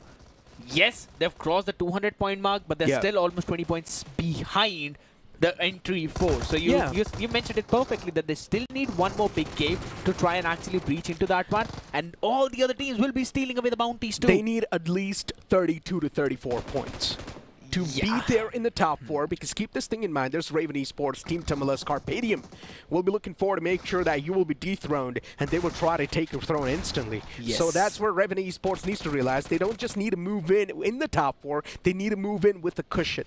And if Raven Esports fails to achieve that cushion, that spot will instantly be taken away. But luckily enough for Sensei, he's playing all the 3 games today. Yes, that's one good thing for the entire side of Revenant itself, because yesterday it was pretty unfortunate. But I mean, let's look at the highlights again. It's been playing it for a while now, and I still can't wrap my head around of the fact how Team X-Park, who got such a magnificent start in the early phase of this map, ended up still being on the top with 28 points. Where was this team? I mean, Team X-Park, it feels like they have been pulling off a prank, right? This is the exact thing we talk about. We spoke about this. And looking at Team X-Park perform in the previous official tournaments, this is the exact X-Park we knew.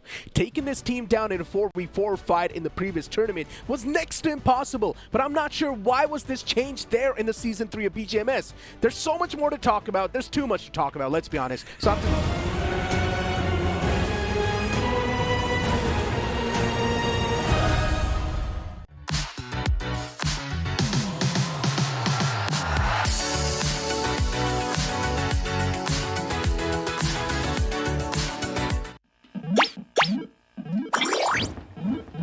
Red Bull gives you wings.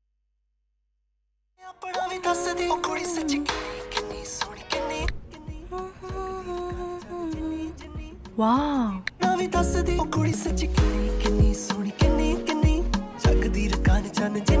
Circle to search. Only on Android. Another day, another road, and we go. Arrive with a win, moving up, we know where to begin. Wicked on the wheels, get wicked on the wheels. Arrive we go. Wicked on the wheels, get wicked on the wheels. Another day, another road, and we go. Shave it, shave it, shave it, shave it, shave it, shave it, shave it.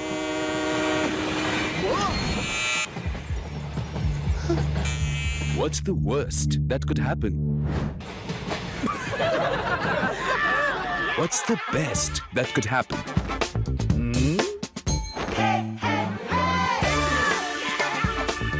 Philips One Blade. Move fearlessly. Innovation and you. Philips.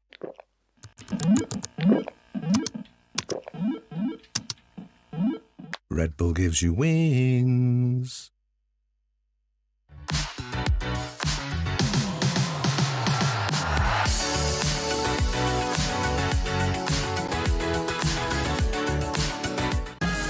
Time to test the waters. Tell me how you wanna lead. Now you hear me roll like roar. In my beastly mode now. Wow. Wicked unleashed. That's wicked. All the cuts and the curves. So wicked. Take what you deserve. It's wicked. TVS Raider. Unleash your wicked.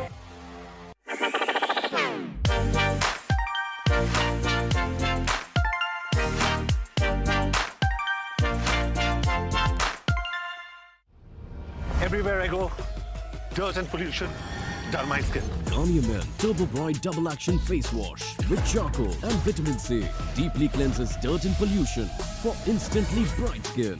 Try the #1 men's face wash in India. Garnier Men Turbo Bright Double Action Face Wash by Garnier Men.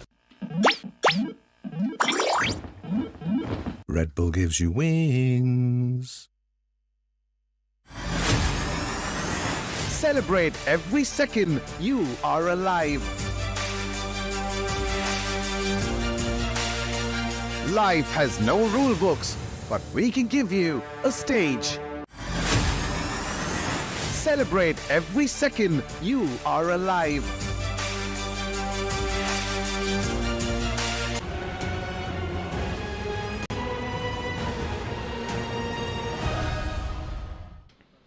Now, finally, I guess we are going to be moments away from stepping into the second game of the day. It's been a while, man. We have been waiting for Miramar to bounce up on the screen, and now we are way too close to that moment. Entity, a team that is so close to making it inside of the top 4, but Revenant Esports with that chicken dinner did just enough to pin themselves in that top 8. But is that enough? That's the real question, because Revenant, they need to breach in the top 4. They do not just need to be in the top 8. 100% agreed with you on that point, because I've been doing some of my calculations and Revenant is anywhere between 200 to 205 points, so it seems that they're still somewhere around 10 to 12 points shy to move into and steal that position away on which Carpedium is sitting right now on 215. David was just a couple of points short though. But keep this thing in mind, teams like Team X Park, 8-Bit, all the other teams that have already lost the hope of making it to the top 4, they're definitely going to try to be the spoiler. Global Esports, slowly and steadily, they have been losing that podium finish. And if Global Esports do not do anything to tighten their defense up this time, they will lose that top 4 spot. But once again, knowing the boys, they have been looking pretty confident. And hopefully that confidence is going to be brought back in the game once again. First game was mess up, but the second game, we cannot afford to mess it up anymore. Exactly, because then it's going to bring a lot of pressure on the last game itself, wherein, you know, there's going to be tons of players trying to hunt you down, and they will literally take the words of Slug. And they would try to hunt down that bounty, probably dropping into all of their common spots. As we already know about that, Camp Alpha is going to be the place where we will still see the IQ Soul and Global Esports contest, right? So you have to be very careful whenever you'd be playing into any of that arena. Because in this situation, if we've been talking about it, as I've already mentioned, Carpedium is still on that 4th spot. So dethroning them also is going to be difficult. But as I mentioned even during my state segment, Carpedium's fight have been looking iffy recently. Yeah. They haven't been going perfectly their way. Yeah, at the start, they were getting the points against WSB. They were wiping them out off the rip in Pochinki. But now that's not happening anymore. Carpedium aren't getting those free points in Pochinki anymore.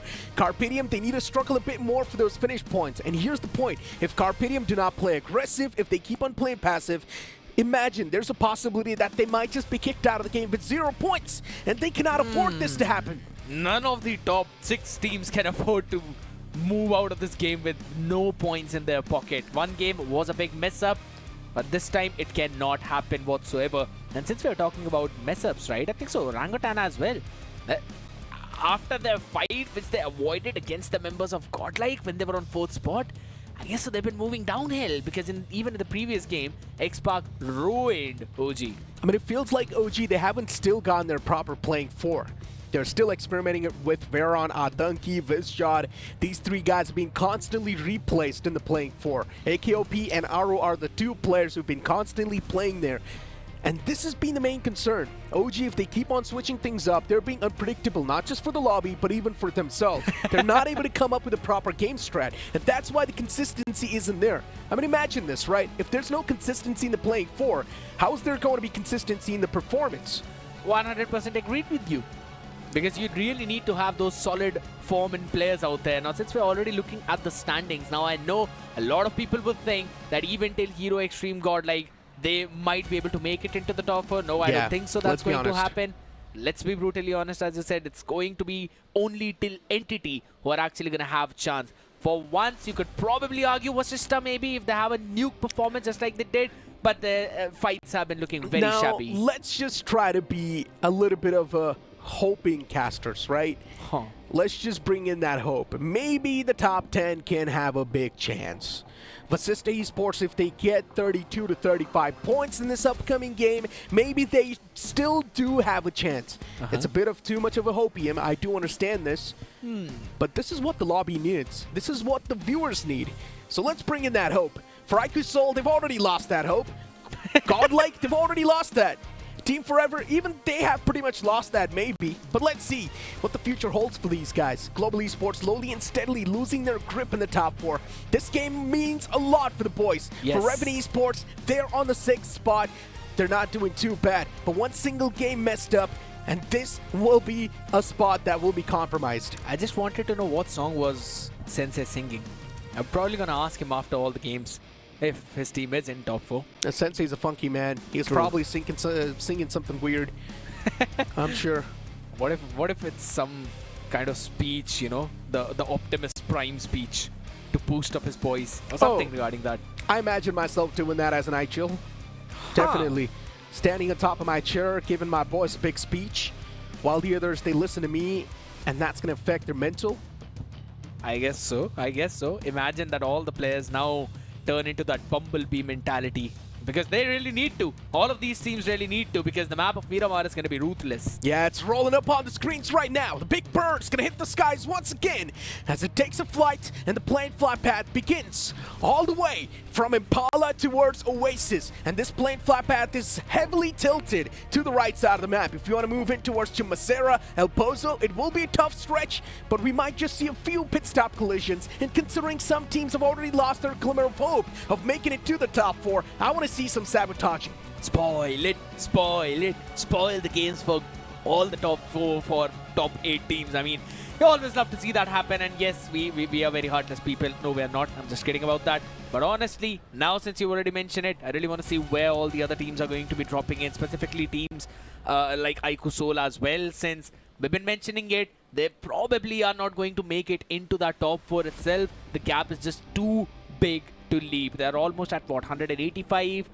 The top 4 begins at 215. Oh my god, it's such a big cluster of teams moving towards Los Leones, Puerto Paraiso.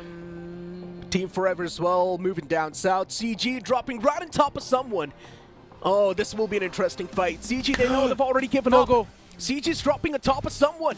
And as you mentioned, it's probably going to be the boys of Mogo Esports. Even Team Z, they've got a collision for themselves. It's OG dropping on top of them. Oh, as I told you, it's going to be super fun, super wicked. And off the rip, CG, they kick things off. Robin's knocked out and dusted. CG with a 4-man squad, they've got the man advantage inside of the fight. And unfortunately for Mogo Esports, they do not really have the suitable weaponry, but so do the players of CG. I mean, Justin, with the Scorpion in the hand, on the other hand, it's VSS, the best weapons, as you've already mentioned, and Carnival Gaming will now try to capitalize onto this one as much as possible. Oh my god, 3 SMGs. 3 SMGs, Uzi, UMP. That will be rough to deal with. And what is Justin doing? Backs against the wall, or backs against the enemy if you'd like to say. Even Delta PG's taken down way too low. And now this is where the push is going to come to shove. Destro, can he provide that covered fire? That's my real question. The man's isolated up close and personal. His position's noticed, and Destro gets strike down. Mogo Esports against them. It's going to be flawless conversion. CG, they've already knocked out 3 players. It's all down to Delta, and Mogo Esports, the defending champions, they're not going to move through the top 4 anymore. There's absolutely no possibility for them whatsoever. I mean, they did lose the hope already by yesterday when they could not claim in some important 35 pointers. But right now, yeah, it just seems out of question. Carnival Gaming, though, hopes for them as well. It is absolutely not there, but they will grab in those crucial early points. It is going to be Mogo taking an exit. And this team has been avoiding those early fights. This time it was brought to them, and they could not win it. 10 points. Nicely done. Piece of candy. X-Park up against the players of Godsreen. The last time when this duel happened, Godsreen, they wiped out the entirety of Team X-Park.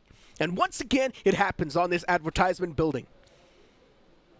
I mean, X-Park, a bit more spread out. And if the players of Godsreen won, they can't pounce on top of the opportunity.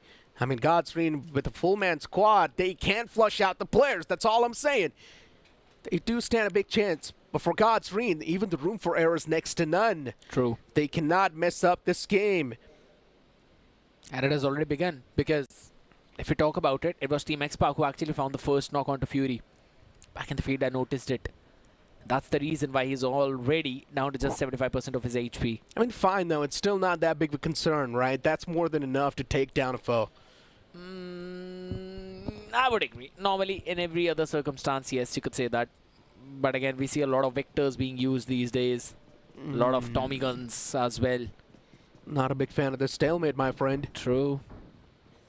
But even Global Esports, right next to the players of Assista Esports. Yep. So this is another interesting pit stop collision, or maybe if you'd like to say a drop collision. For Assista Esports, they're facing off against a volcano that might just erupt against them anytime soon. But if they do conquer that eruption, then Assista Esports will be unstoppable. Here's the thing. You know, there's always that one mint candy for every cola bottle. That normally is Arcelin for all the fraggers and all the assaulters that he has. And as soon as you take away that mint bottle, it becomes pretty difficult for that volcano to actually erupt that very easily. So I don't really know how Global Esports is going to perform without that spearhead. I don't know what you said, but okay. Agreed. Man. But yeah, oh my god. Assista Esports on a move. I guess they do not really want to face off against them. Just backing away peacefully. But this stalemate between God's Ring and Team X-Park, man, it's really getting the worst out of me. Team Z just backing away, or at least on the move against Team Timulas. And for Team Timulas, they need these points. Let's be honest. It's better to press on up if you can. But I guess the players do not really have the comfortable vehicles to do so. And even the suitable loot is not there on the boys. Well, if you talk about Team Z, the boys are looking quite comfy. Look at that. AKM, Mini 14 in the hands of Scout. Yeah, it's all good in the hood. No body armor though, so that might be a bit of a problem, but still a level 3 helmet, so that's good. On the other side, you're looking at Phantom with just a level 1 helmet. Absolutely no vest for almost most of these players out there for God's Reign. That's a big sign of concern already, and since you're talking about that stalemate, I guess it's about to be broken. God's Reign. Okay, exactly what I'm talking about. Losing out on the patience, and finally Altu gets a return knockout. Nicely done. Trades equal on the board. Team Z Shadow 7 is way too low. And even Shadow 7 might just be strike down soon. Team X-Park in a big world of trouble, while God's Reign's Venom is still recoverable. Before Team X-Park, they've already lost out on one player completely. Second man could have been knocked out here, but he's way too volatile now. Way too vulnerable. Lovely. Another nade tossed in. That's going to find a re-knock onto Altu, and Venom gets confirmed. That's not a great news for God's Reign, considering slowly and steadily they are losing the grip in this fight. And now it's just down to Fury and Phantom. They need these points. They need every single point they can squeeze through this fight. Even though if they're just a two-man squad, if they do claim these 8 points, they will mean big for God's Reign. Fury goes for that peak, unfortunately messes up with that advantage, and now is being pushed back a bit more. But I love this crossfire from the boys. This is going to stop the explosion of Team X-Park from that staircase. Utilities being tossed in the front, but the man closes the door in the nick of time. X-Park being forced back once again. There are a few shots being exchanged, but nothing critical. Alto is still out there, not yet confirmed. They're kind of trying to bait all the players to jump down to save their man, only to basically move them onto their burial grounds. It's a big of a problem, and Sarang gets knocked out in the meantime. Fury finding an important knock, as now it comes down to the 2v2 situation. Oh man, God's Reign in a world of hurt. With just a two-man squad, it's looking way too tough to deal with. Altu is slowly and steadily bleeding to his death. What can the boys do? Well, X-Park with the man advantage. Well, not anymore, considering even Sarang was the casualty. But he's not confirmed just yet. Spray God can still go for that revival on that player. Team X-Park, Shadow 7 could have been confirmed. But luckily enough, he backs away. A little bit of his head was exposed. Team X-Park, once again, back in full force. This three-man squad is still keeping them in an advantage. But for God's Reign, this is the worst possible outcome. And exactly what I was talking about, right? When it matters the most, for God's Reign, X-Park, they shine through like a bright diamond. Before God's Reign, this was supposed to be false hope that they can come out on top in this drop collision. And this is where they're slowly and steadily starting to crumble. And for God's Reign, their game is being sabotaged. There's also another team whose game is being sabotaged, and that's going to be the members of Orangutan. Down at the 10th spot, already losing 3 of their members to Team Z. This team has also lost any possibility to make any kind of comeback, but what a knock coming in. Nicely done. This was desperately needed too. Gonna bring the number back to an equalizer. But they need to pounce. They cannot keep on waiting for too long. It's a 2v2. They need to go for the odds. But there's a third party. Hold on. Vasista Esports. They've heard all that commotion. But eventually, it will be Team X-Park to wipe out the entirety of GOTS. GOTS Green, as they take an exit, probably that podium finish will also be taken away from them in the overall board. And someone else will now have a better chance of closing on up towards that spot. One slot is vacant. As Carpidium is still alive and cooking inside of the game. Vasista Esports, with this third party, they need these points too. And Team X-Park slowly and steadily, the boys are losing out on their lifeline. Shadow OG gets knocked out, but will that confirmation squeeze through? No, it's going to be the answer. The man is barely alive, so that's still a flawless execution for Vasista Esports. 3 points claimed. Important and crucial points as well. As it's now Carnival Gaming taking on the members of TZ after hearing all that commotion with the OGs. As it ducks pretty low in that HP, switches to the DPS only to be taken down by the UMP. There we go, CG. I mean, they're the hunting pack. They're the hungry wolves. And for them, it's the carnival. And they're the one to organize it. All the 4 players slowly and steadily pouncing on top of the opportunity, while Syed, all he's left is just backing away, doing a crab walk in the sand. Kylo in the front. And Kylo as well is taking too much damage. That was a nice dodge, but not good enough. True. The Carnival of Carnage is coming through. 26 points already for this team. Now this is bonkers, Necro, because if this team grabs in another 15 to 20 points, let's just say, Hopium, then they still stand a chance into making it in the next game into the top 4, but they need 2 nuke performances. One no, this is their last game. Nuke. This is their last game. Oh. They're playing in Group A, right? Never mind. Yep. This is their last game. So they need at least 60 points in one single game. Impossible. Never mind it. That's impossible, but still possible. I mean, think about it. Wipe out the entire lobby. Hector needs to do that, man. Let's be brutally honest. I mean, that's why they're doing it, man. It's the final sprint to the finish line. That's why Siege is targeting teams after teams. They are the one to take the most amount of advantage in this power play, right? They wiped out 2 teams off the rip. There's no more bounty team available apart from Carpadium, and that's only one team. You have to hunt down where they are. You have to finish that fight flawlessly, and then you've got to make sure you also end up getting that chicken dinner. But here's the crazy part. They know Carpadium drops towards Picado, so this should be an easy hunt. But CG instead, they're on the hunt against the players of 8-Bit too, and 8-Bit can be an easy prey as well.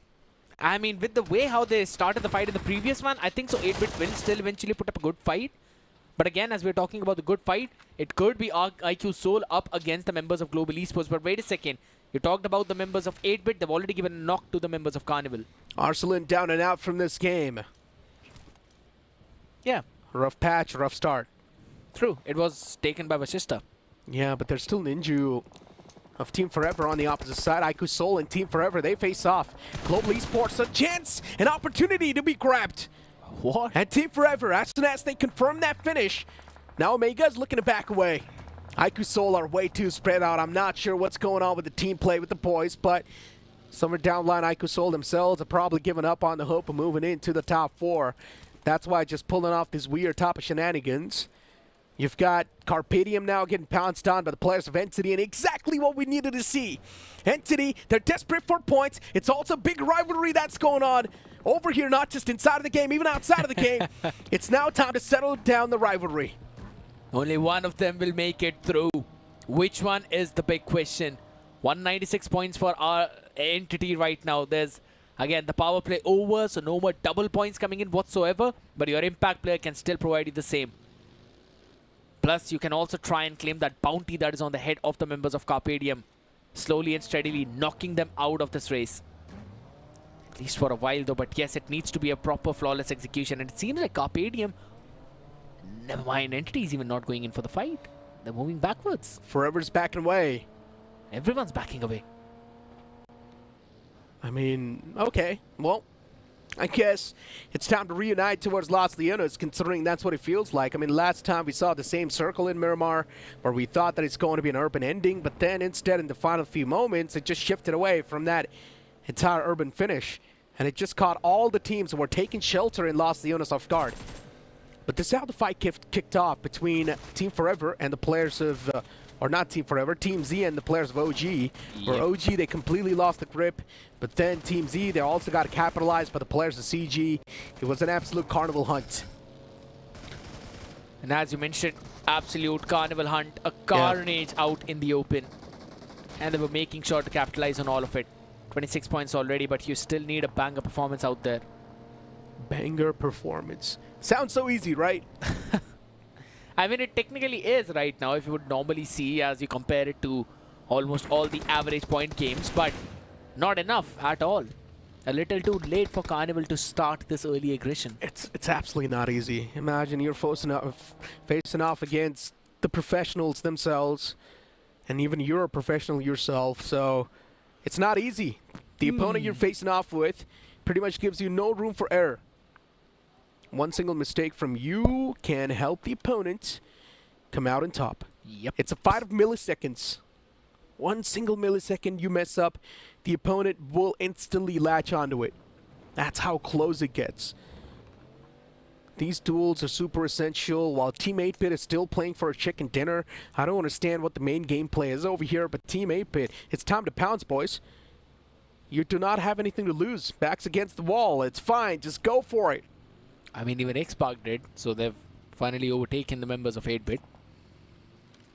But yeah, I guess they're just slowly and steadily trying to refine what they're going to do in the playoffs itself. As you've mentioned, they kind of have nothing to lose but a long-range battle. Seth has noted a player out there in the open, but still not willing to take the shots. It's 8-Bit either ways. Normally a team that would always drop here. But Team Tamilas as well, out in the open in the far fray, you could see them trying to bounce on any opportunity they would get onto the members of 8-Bit. Probably wanting to get that revenge. You know, the vengeance arc. I mean, talk about the vengeance. And right now, who better than Team Tamilas? Because 0 points, keep this thing in mind, by the way. 0 points. They haven't taken advantage, neither of Bounty, neither of Impact, neither of Power Play. And they're looking forward for a big game with a chicken dinner. Team Tamilas, they need a breach in the top 4. It's Carpadium holding off the wall. If Carpadium get a nice game in their hands, they surpass God's Reen. That means for Team Tamilas, the target is going to be God's Reen. And God's Reen right now have a decent bit of points. So Team Tamilas, they need a big game. They need at least 24 to 25 points. 30. You think they can get it? Not unless Manti goes out of his mind and plays brings in a bonker performance, just something like what AKOP pulled off.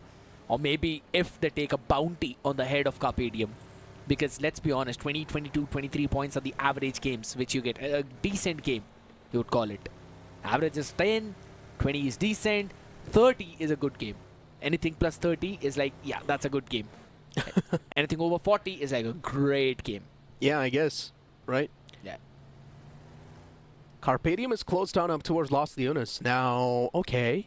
Want to be part of that chaos, I guess. Probably. But do not be the one to initiate it. That's all I'm going to say. Be a part of it. Try and scrape away a few points here and there. But do not be the one to initiate the chaos. I mean, my words right now might not make a lot of sense to the viewers that are watching, but will make a lot of sense to the players that are playing. But the zone moves away from Los Leones once again. It's a prank being pulled, and now all the teams in the city will need to face off against each other to find a better spot inside of the zone. Entity from the top is raining down hell against Vasista Esports, as if they've already lost out on 2 players. And for Vasista Esports, this game is off in essence. That's a big problem coming in for Vasista. They're not even close right now. Off that top 4, 15 points still needed, and 2 players only remaining to try and take on a behemoth task of taking Entity down and all the other teams who are above them. Man, oh man, things are not looking pretty good. Molotov was also used in, so they kind of have an idea as to where Vixky would be.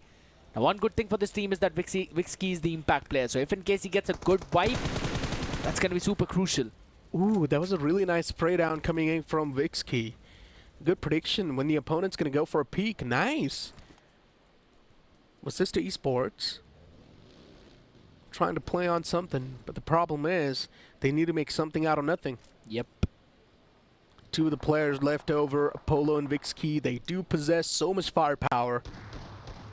But recently they have been looking a little bit shaky when it comes to that form, and I'm not sure what Somraj was trying to do there. I'm an Entity, it is understandable why they sent Somraj in the front foot, considering Somraj is the man who possesses the power, so they want Somraj to collect those points. But unfortunately, Somraj gets claimed by his own teammate. Raiden blows Somraj up. That's Raiden down on his feet as well. That's a big problem. Because now it leaves just a couple of members for Entity remaining up on top. Exactly, it's just a 2v2 now. It's a fair bounce. Doable as well. And considering it's Vixkey who got those 2 eliminations, that means 4 points. Do not understand this push from Entity. Why were they so desperate?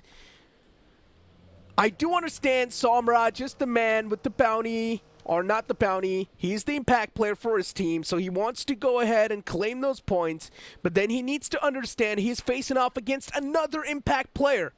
And look at Wixkey. The only reason why he's running so desperately is because he wants to squeeze that elimination point away. That's going to be 2 extra points tallied to assist to esports in the overall board. And Troy just tried to make an off angle by moving down a bit, but was spotted it by Apollo. It's just a phenomenal cover fire also being provided with the passive information as to where the player is coming in for the flank. And he's keeping Aquanox in check too. That is mind-blowing from Vashishta Esports. Or you could also say Entity making the mistakes and then Vashishta capitalizing on that. I mean, I'm not even sure what Entity is doing at this point, man. I'm honestly disappointed. Now, it might sound harsh, but keep this thing in mind. The way Entity was playing yesterday and today at the start just really amped up so many hopes for me about Entity. And then they make such a big questionable decision.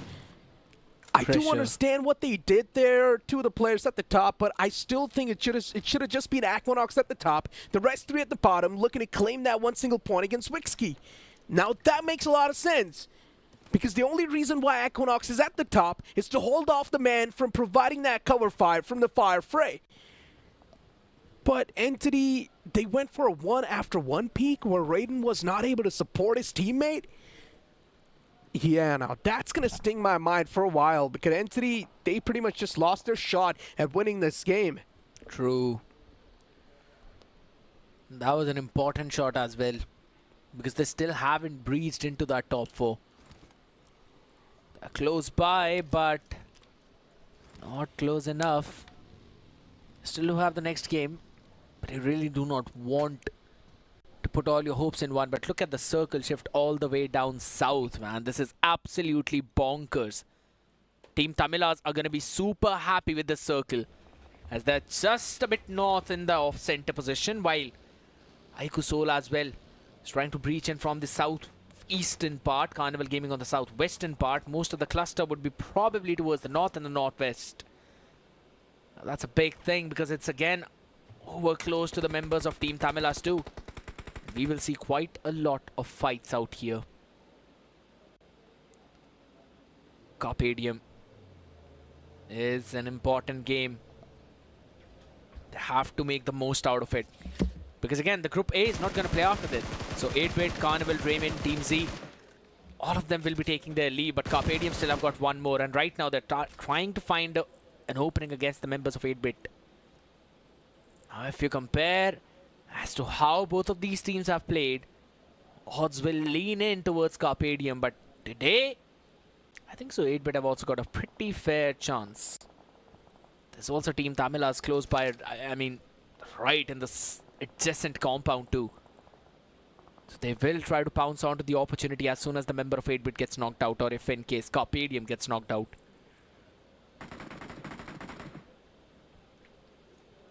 Raven as well, over towards the west. There's Team Forever over towards the dead east. 1 and 3 split, a bit off center. Revenant trying to take the entry from the northeast. Playing again with that split, and if I'm not wrong, a member of 8-Bit already been knocked out, and Global Esports now finding an opportunity against the members of Entity, who were going in for such a wide rotation. They were all the way up north in Los Leones and then took a very wide rotation over towards the eastern part, trying to move in from down south where Global Esports were already present. So pick being claimed. Free finish point for Global Esports, helping them closing in the distance against the members of Reckoning as well. This is probably the last circle where we will see all of these stalemates, because after this, it is going to be all hell break loose. So many of these teams, just a bit off center, close proximity to each other. There's high grounds, there's hard compounds, and Necro, this is looking dicey for most of them. It is. I mean, as soon as the circle shifted, it was Team Timilas with the advantage. In this Max Center, looking pretty nice. Team Forever on the right side. It's Reven Esports slowly and steadily breaching in from the northern side. So yeah, I mean, it's looking pretty structured for now. But Global Esports taking this fight against Entity's Toy. This is something that seems a little bit off structure. He's out in the open too. Toy took a decent bit of damage upon himself. Now the man's way too scraped. Entity, they've messed up big in the fight against Wasista Esports. One single lifeline was given to the boys, and Entity Gaming, they were overconfident with the approach that they showcased. Wasista Esports finally down and out with just 10 points in the hits. Not too good. And for Wasista Esports, this was their last game too. And as you mentioned, for Wasista, this was the last game. We'll have to see. Because again, even in the situation, if that was the case, we'll have to focus down on the fact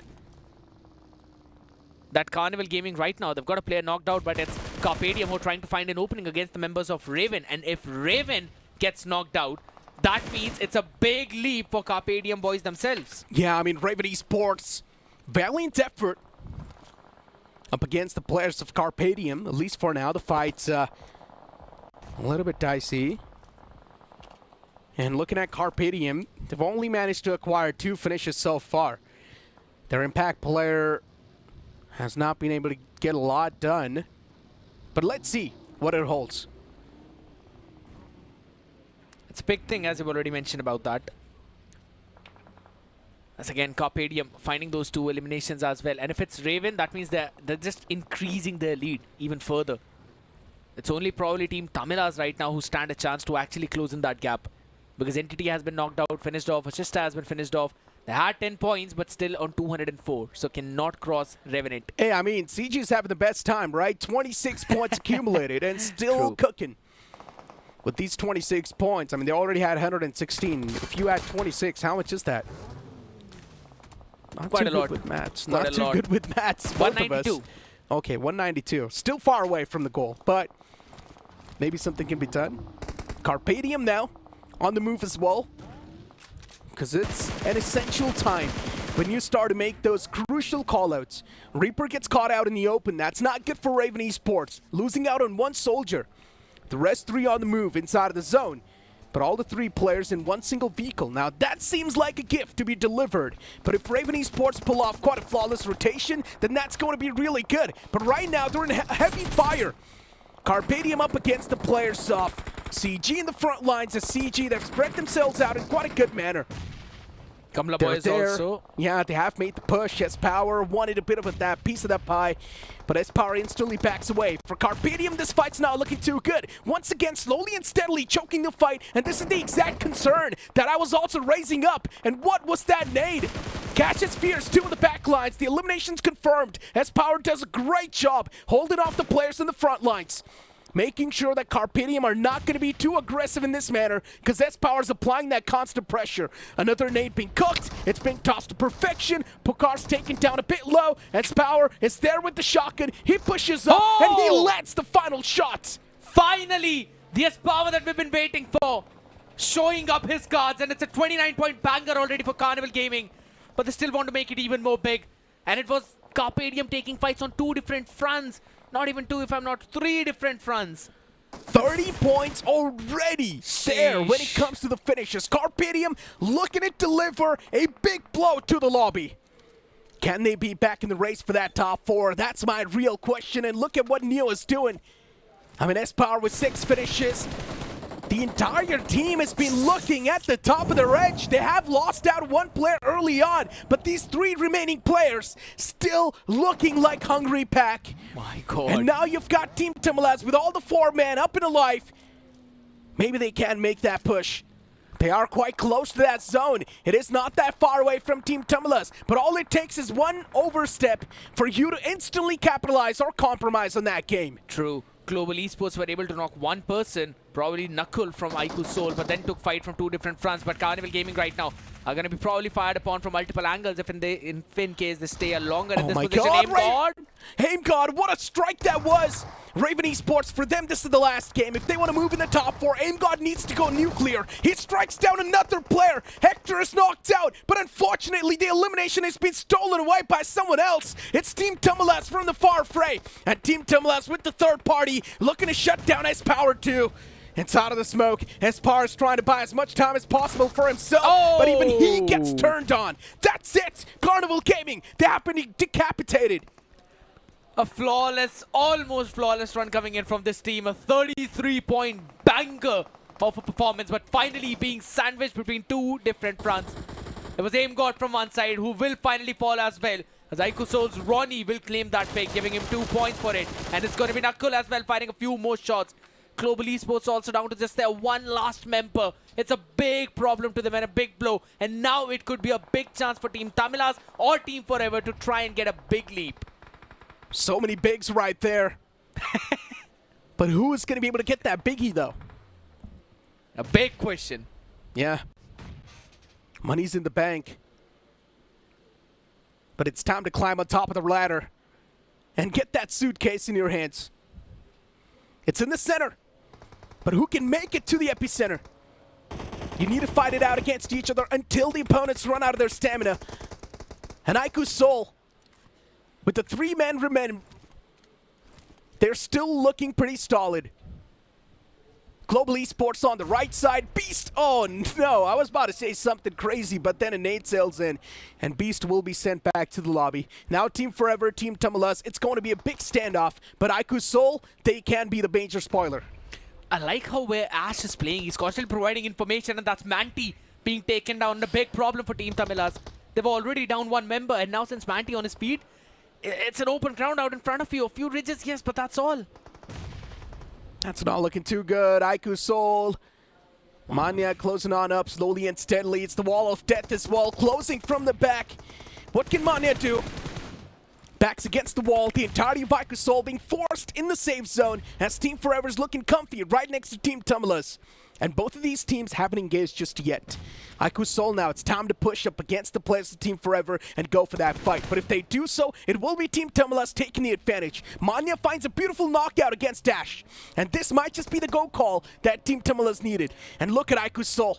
It's time to push up close and personal. The vehicle was there to provide that essential cover, but it's not going to be enough. Even Ronnie gets strike down. Team Forever from the far fray. It's Mafia providing that beautiful cover fire as Manya is now slowly and steadily pushing up close and personal, and he sprays down the last remaining member of Team Forever. That's it. Team Timilas, it's time to make the third party. What a phenomenal play coming in from Manya. But yes, as you mentioned, it's going to be Team Tamilas who will be trying to hunt down the players of IQ Soul. They need to confirm those 2 knock players first. Otherwise, those 2 points will go to Team Forever. I don't like this from that man up close. Mr. Erangel is there far away, and Maxi's starting to lose his patience. He wants to push up close and personal, shut down Manya, but they still do not know exactly where Manya is positioned. He's got himself that dip to play with. A confirmation onto Knuckle. That's going to hand him that extra bit of point that's needed. Manya still in this dip. Finally, positions noticed. And now both the players, they make the push, and Manya will stand no chance. IQ Soul, they have been showcased the gateway to hell, but it will be Team Timilas to capitalize on that chicken dinner. But still, a nuke was dropped by CG in this game. Carnival Gaming, we were talking about a massive performance, and they delivered. A little too late, yes. We probably needed 2 of those types of games. But it's absolutely fine. At least this team has shown the entire lobby what they can do. What they're capable of. They decapitated every single one that stood against them. And as the time kept on passing by, CG, they looked unstoppable. Let's move on to the interview on the stage. Maxi, Did you get the chicken dinner or do you want to say thank you to Team Forever and Aikusol? நாங்கள் பொறுமையாக ஆடிட்டு இருந்தோம், சேஃபாக தான் ஆடிட்டு இருந்தோம். Last மினிட்ல எதிரே பார்க்கல நாங்கள் வந்து இந்த மாதிரி ஃபைட் நடக்கும் அப்படின்னு. ஸோ கரெக்டான டயத்தில் புஷ் பண்ணி பார்த்தோம், எங்கே எவன் இருக்கானே தெரியல எங்களுக்கு. ஸோ நல்ல வேலை ஆஃப் ஆங்கிள் இருந்து நானும் ஐஜிலும் ரைட் லெஃப்ட் இருந்தாலும் கன்ஃபியூஸ் பண்ணிட்டேன் இனிமேல். ஸோ அந்த மாதிரி டின்னர் எடுத்துரும். पहले प्यार से खेला, उसके बाद अपनी जगह जो है वो बना के रखी और बस वेट कर रहे थे कि दोनों टीम से गलती कहाँ होगी एंड क्लियरली उसका मुनाफा जो इन्हें मिला है. Alright, you probably might be in the top 4 now. Was that the thought? Because when we spoke in the morning, I told you guys that you guys are 6th as we start the day. Carpe Diem, Raven, they are above you, but you have a chance because you got more games on your hand. First match கொஞ்சம் disappointment ஆயிடுச்சு. But S, recover பண்ணுறதுக்காண்டி ஒரு dinner அடிச்சிட்டோம். So கான்ஃபிடென்ட்டாக இருக்கும். Last matches அடிச்சு கண்டிப்பாக நான் இதே மாதிரி நாங்கள் டின்னர் அடிக்க தான் போவோம். அடிச்சும் ஆடுவோம், டின்னரும் அடிப்போம். Now, पहले मैच में शायद वो तालमेल जो है वो नहीं बैठी एंड उसकी रिकवरी जो है इन्होंने इस मैच में की है और चिकन डिनर की वजह से अब बहुत ज़्यादा फ़ायदा होगा. Sanhok, next up. So what's the plan? I'll ask him. ஷானாக் பொறுத்த வரைக்கும் இப்போ நாங்கள் பவுண்டியில் வந்திருக்கோம். ஸோ நெக்ஸ்ட் மேட்ச் பொறுமையாக இருந்து நம்ம எவ்வளோ பாயிண்ட்ஸ் எடுக்கணுங்கிறத கால்குலேட் பண்ணி அதுக்கேற்ற மாதிரி ஆடி பேசிவாகவும் ஆடும், அக்ரெசிவாகவும் ஆடும். ஸோ பவர் பிளேல ஏதாவது ஃபினிஷர்ஸ் எடுக்க முடிஞ்சா எடுப்போம். அண்ட் சேம் டைம் குவாலிஃபை ஆகணும். ஸோ அதுக்கேற்ற மாதிரி ஆடி குவாலிஃபை ஆகும் கண்டிப்பாக. देखिए अब शायद बाउंड्री आ जाएगी इनके ऊपर, जिसका मतलब ये है कि अब ये अपना नेचुरल अग्रेसिव गेम जो है वो सिचुएशन के हिसाब से खेलेंगे. जहाँ पैसिव खेलने की ज़रूरत होगी वहाँ पैसिव और जहाँ अग्रेशन दिखाने की ज़रूरत होगी वहाँ aggressive. Time for a little break, but team Tamilas boss ऊपर की उड़ान भर रहे हैं.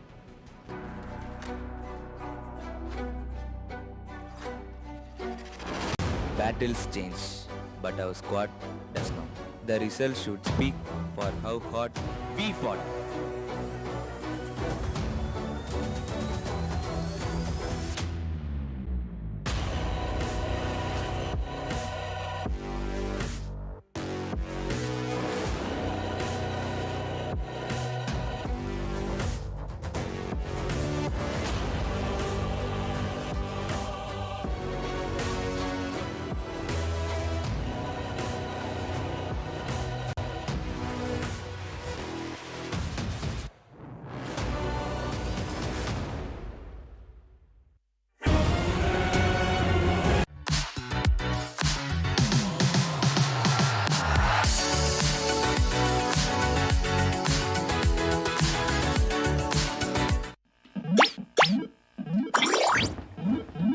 Red Bull gives you wings.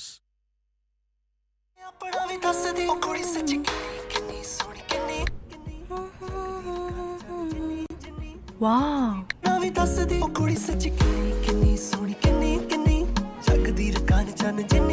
Circle to search. Only on Android. Another day, another road, and we go. Arrive with a win, moving up, we know where to begin. Wicked on the wheels, get wicked on the wheels. Arrive we go. Wicked on the wheels, get wicked on the wheels. Another day, another road, and we go.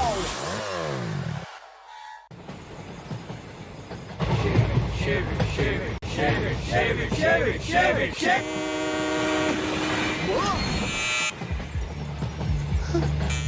What's the worst that could happen? What's the best that could happen?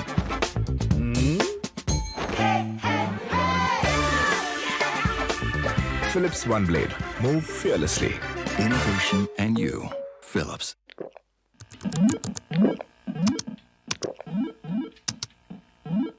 Red Bull gives you wings.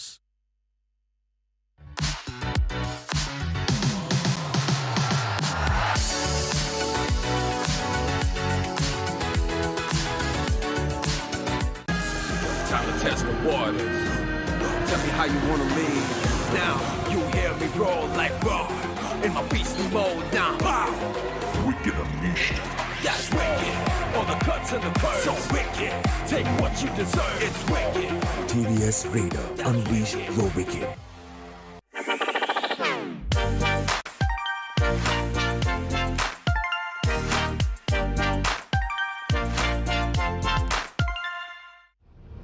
Everywhere I go, dirt and pollution, dull my skin. Garnier Men Turbo Bright Double Action Face Wash with charcoal and vitamin C. Deeply cleanses dirt and pollution for instantly bright skin. Try the #1 men's face wash in India. Garnier Men Turbo Bright Double Action Face Wash by Garnier Men. Red Bull gives you wings.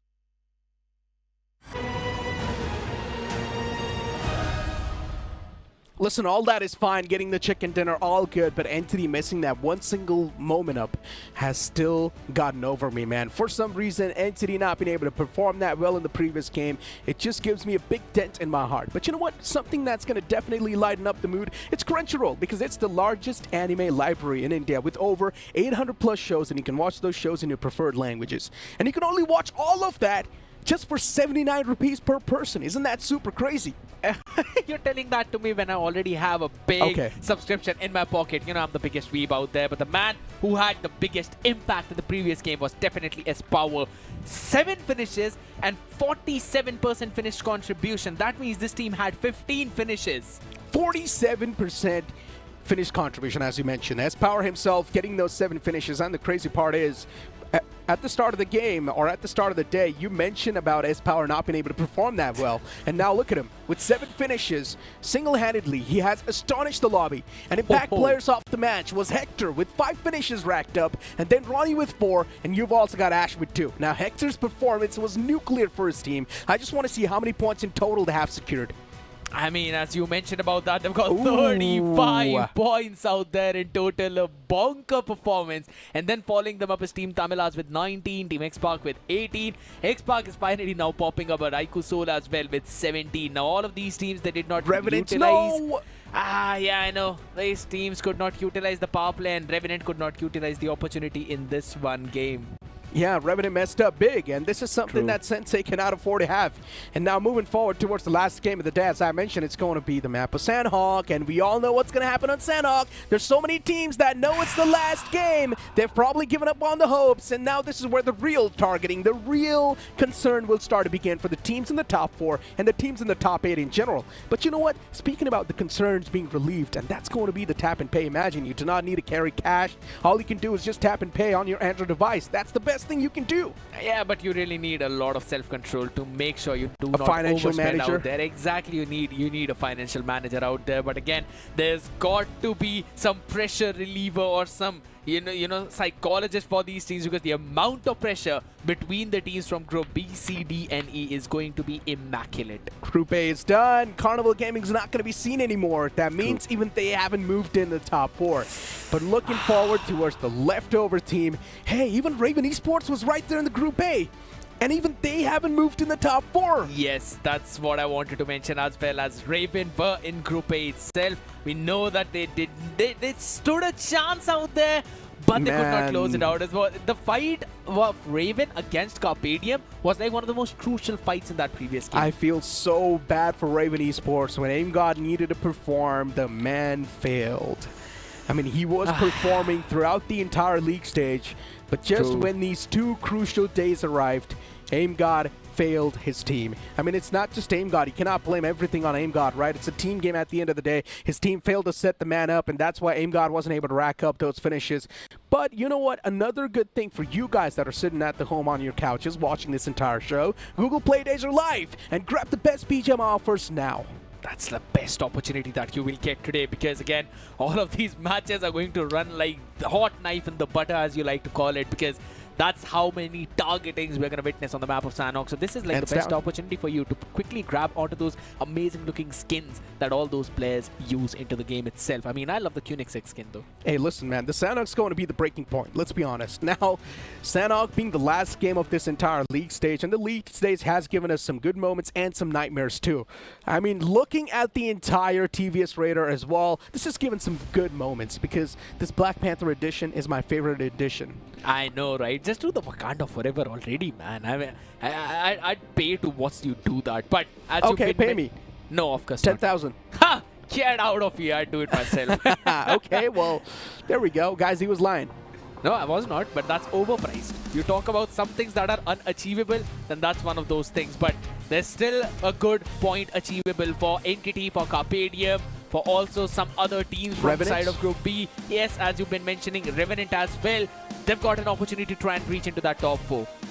But I just feel really bad for Group A, especially Raven Esports. I mean, Team Z, even for them, that was their last chance to move in the top 4. I mean, we already knew that Team Z can make it anyways, but now for Team Z, they need to face off against better opponents in the playoffs. And the only reason why I mentioned better opponents is because you do not have a lot of games. Every single team will be sweaty as hell. And sweaty is an understatement. Just look at the way playoffs are going to kick off. I don't think so it's going to be an aggressive end, though.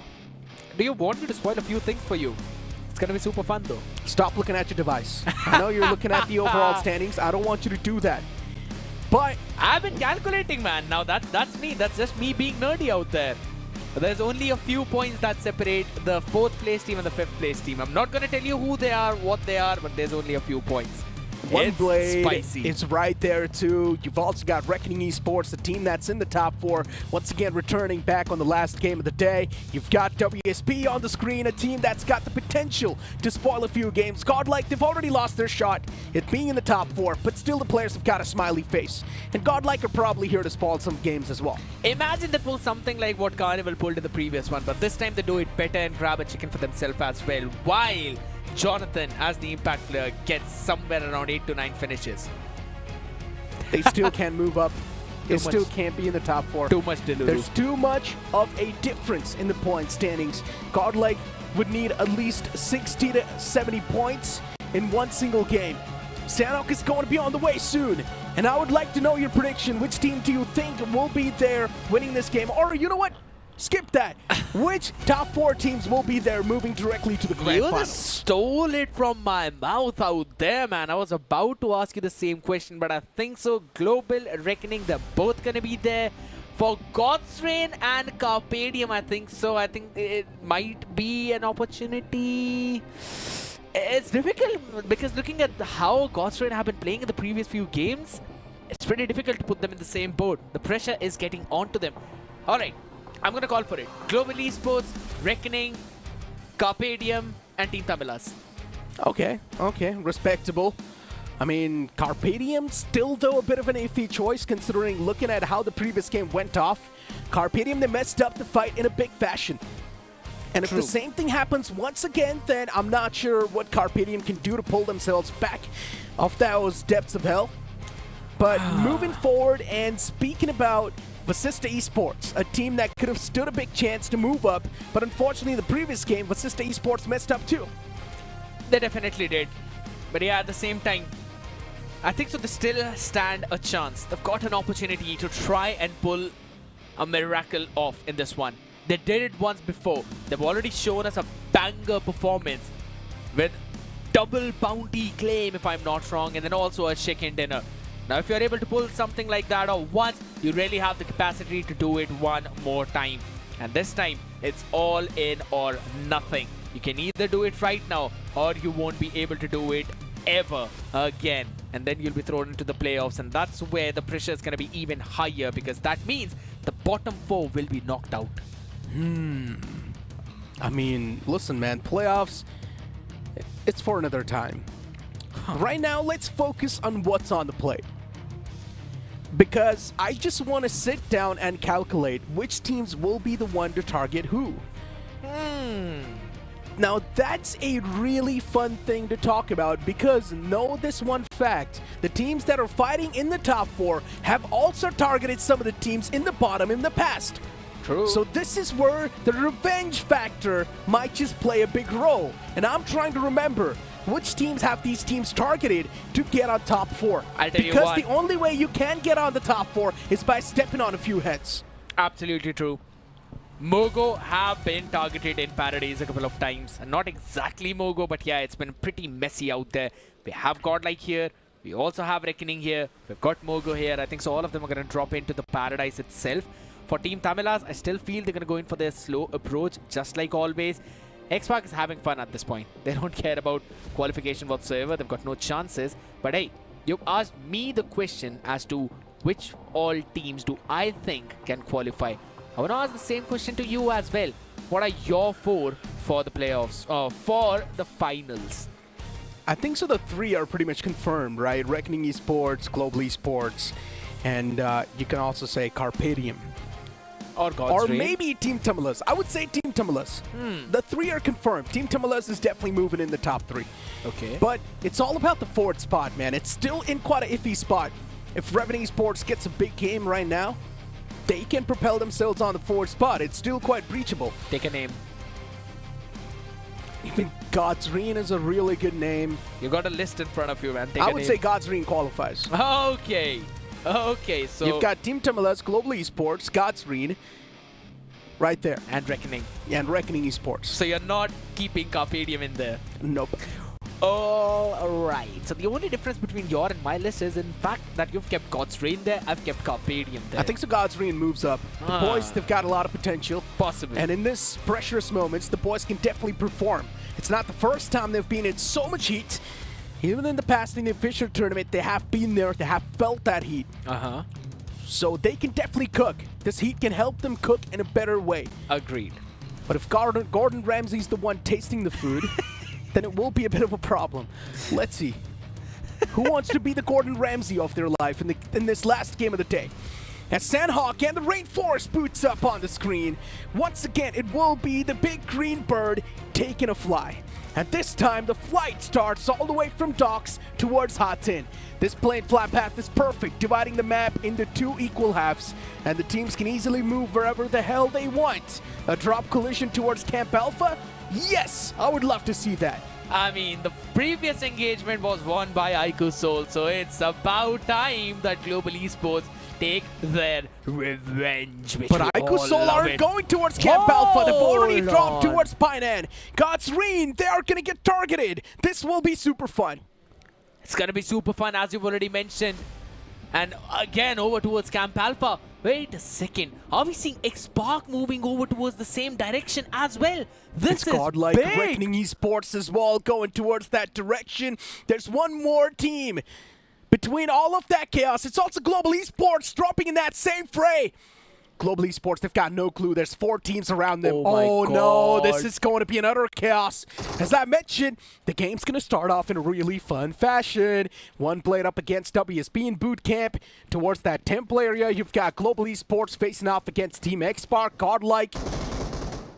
Now this is getting way too intense. Wait a Towards second. Ruins, it's Aiku Soul up against Carpadium, and I love this target. Carpadium dropping on top of the spot where CG likes to go, and considering CD, they knew that CG is not over here. That's why they wanted to come here for a peaceful drop. But then Aiku Soul, they dropped on top of the players of Carpadium, but Aiku Soul, they have been eliminated instantly. Finally, Carpadium, they pull off a flawless fight against Aiku Soul when it matters the most. Not a single point being gained by Pukar, but it does not matter. 8 early points for Carpadium, and this team has got a phenomenal start, but that's not it, because Basista Esports now want to join in for that third party. But look at Jonathan. This man is going crazy against the members of Reckoning Esports. 3 players lost out for Reckoning. It's not too good. But for Basista Esports, it's time to pounce on top of the prey. The opponents, they're way too vulnerable. They've already taken too much damage upon themselves. Reckoning Esports, they're hurt. And for Basista Esports, they are here in their full glory. They've got the HP advantage. They've got the better advantage in general, considering the opponents do not know where Basista Esports' position. Whoa. But Global Esports, the hunting pack is back. Slug catching 2 players off side of Godlike. Now that's a big problem, because this team wanted to hunt down that bounty. Oh my god. He's got to do that to the godlike boys, huh? He's really got to do that. Salt on top of the wounds. Global Esports, once again, confidence brimming through. Oozing through the pack. Punching to the opponents. And yeah, they will also claim the points. Might as well just pick the last player up on your shoulders. Give him a good ride around the area. But alright. Jonathan finally finished off as well. Admino can do nothing but just watch it. Team but Forever's finally, gone from the game. WSB, they wiped him out. Exactly. That's it. In the boot camp area. So many teams are getting eliminated, but then WSB, even they fall prey to One Blade. And One Blade, they wipe out the entirety of WSB too. Well, it's pact after pact, right? Better late than never, that's what I'd say. Oh, the battle breaks out. It's time to blow the horns as Carpadium, they kick things off in a miraculous manner. 2 players knocked out. Even Shadow G's going to be the casualty. Basista Esports, they need a banger game in their hands, but it feels like it's being denied slowly and steadily. And Carpadium, what a flawless approach to the fight. 3 players knocked out. Carpedium, they haven't taken a single bit of damage and not even taken any sort of pressure. Wow. And that's it. The finishing blow delivered to Carpedium. 2 flawless fights converted. And that's going to be 16 finish points in total. Fierce is out of his mind at this point. This man is not stopping whatsoever, but wait a second. Global Esports as well now are taking casualties. It's Team X-Park joining into the fray as well, as we saw them drop down early. And it's all down to just Arcelin, the man, the myth, the legend probably needs to become one. What just happened with Global Esports? X-Park. 6 points converted. As you mentioned, X-Park happened to them. And Global Esports, they've gotten 244 points. They're still way too far away from the 3rd and the 4th placing team. I mean, for Carpedium, they need a big leap. Godsreen, they need another big leap to try and close on up. But over here, the game was more important for CD. And yeah, Sarang tosses in a nade on Arcelin. Yeah, I mean, he was sleeping, and directly he will be sent back to the lobby that way. I mean, why? Hear me out. Hear me out. Okay. Global Esports has made it. Reckoning Esports, they've already made it. Yeah, There's true. too much of a big difference, cushion.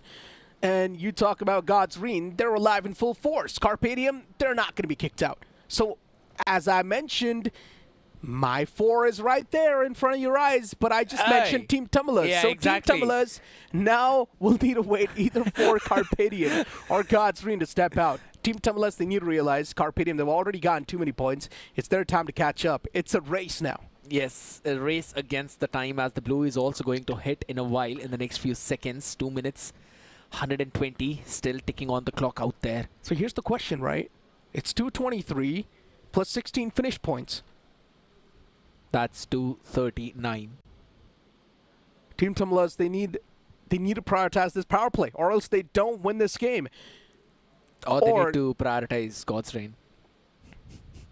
Or they need to prioritize Carpedium themselves. Yeah, true.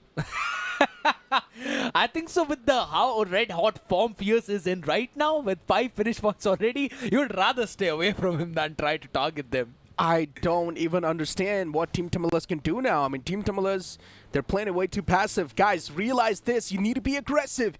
You're playing it way too passive in Cal. Away from all the chaos. I understand why they dropped over there, because they do not really want to be the center of attraction. But then they probably thought that Carpedium will be hunted down off the rip. But that's where they were wrong. Carpedium now has got the most amount of points. And Team Tumulus, they will start a struggle. Godsreen is alive in full force. We both picked Team Tamilas out to be the ones who will qualify. You just kept in Godsreen there, I kept in Carpedium there. So Carpedium have made it. We might be too early to speak though. Hold on. Team Tumulus can easily make it if Carpedium are stopped in this 16 points marker. Hey, listen. It's easier to actually dethrone God's Reign than to try and take down the Carpedium now. Again, 239. Way too up close and personal. I to understand. 244. I understand, but then it's God's Reign you're speaking of. God's Reign has been one of those teams that has been dominating through and through. It's not just this tournament, even in the past couple of tournaments, God's Reign have been dominating when it comes to the firepower. I don't want to sound harsh or rude. It just comes down to the final day. And in this final day, out of all the games they have played, 2 have already happened and they haven't really got that good of a banger performance that we think of them to have, even an average performance. So now at least we can successfully say that Revenant's not going to be there in the top 4. No. Entity's not going to be there in the top 4. Nope. But Sista Esports is down and out. It's just all about Team Tumulus breaching in, man. Yep. It Straight comes up. down to them. Yeah, I mean, this game is just all about Team Tumulus wanting to breach their way in the top 4. The main focus is on Team Tumulus. And they're now going in for their rotation, that too very late. But it's absolutely fine. We trust Mr. IGL onto that part.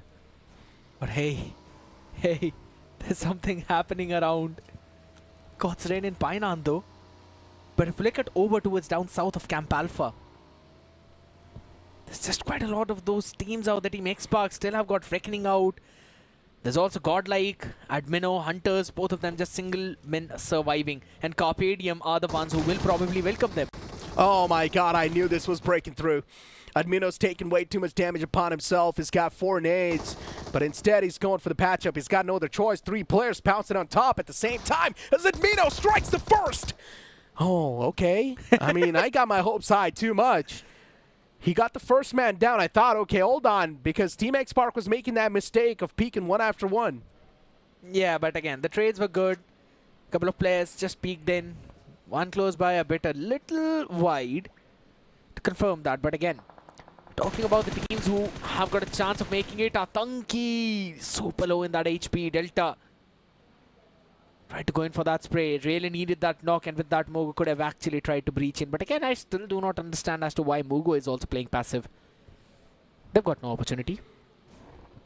100 points, man. Like, absolutely not. Not happening today. Mogo Esports, as usual, just sticking to their main playstyle. I would really love to talk to these guys and say, I understand you guys want to refine your main playstyle, but when are you going to practice your 4-4s properly, man? Exactly. They have been choking in those 4-4 fights. I do understand people say that mental game is much more important. Being clever than just being aggressive is much more important. But just being clever isn't enough, too. You need that firepower to back you up with that clever move. And that's where Mogo Esports have been lacking. Their 4-4 fights haven't been that fluid. They need this time to verify how good their 4-4 fights are. It's time to refine it. True. I mean, it's either Mogo Esports getting a big, not even a big, they get a good chicken dinner with around 20-25 points, or they're just always on the downside of that leaderboard. And for most of this week, and even the previous week, it has been the latter rather than the former. That's a big problem. But finally, Orangutan, the apes, kind of losing out onto their patience and want to figure out where the members of Mogo are, but they do not want to jump into any kind of spring trap. And that has technically been set up by the members of Mogo. At least 2 players are there out up front. OG up against Mogo. And Mogo Esports, positions noticed. It's compromised for now. What can Mogo Esports do? They've got no clue that OG's right around the fray.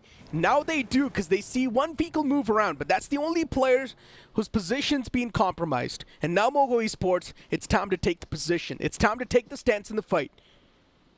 OG for them, it's done. Mogo for them, it's done. They're pretty much fighting to get used to this play style. They're fighting to get used to this fight style. It's all about the refinement. Any team below Entity is done. That's what I'll say. Till Entity, you've got an opportunity if Team Tamilas and the members of God's Reign are taken out.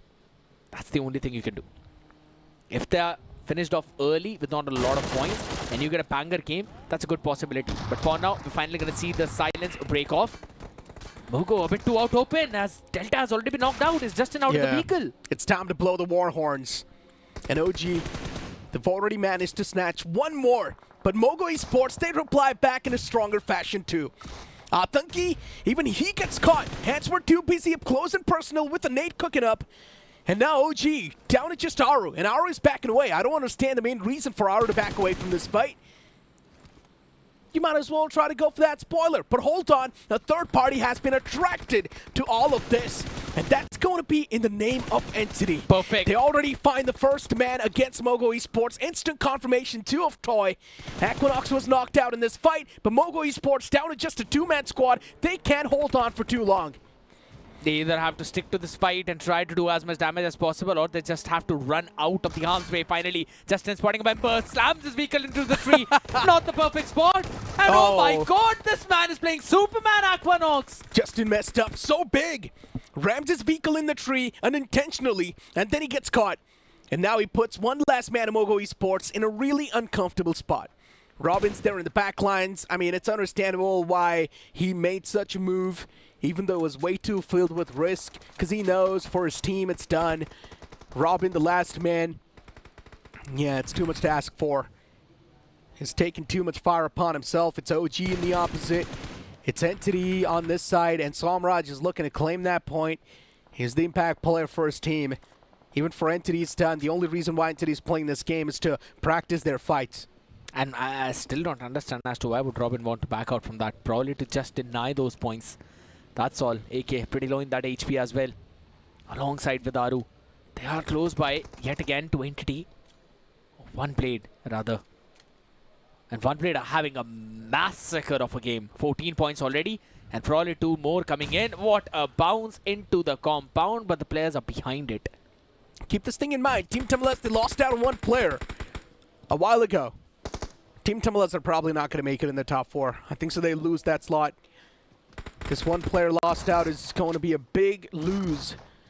Aru, the last man standing from the Apes.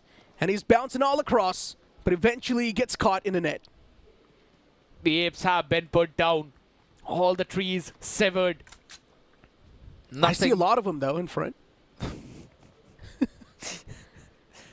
You know what? I'm not even gonna argue with that, but yeah. Metaphorically, all the trees severed. Nowhere for you to climb.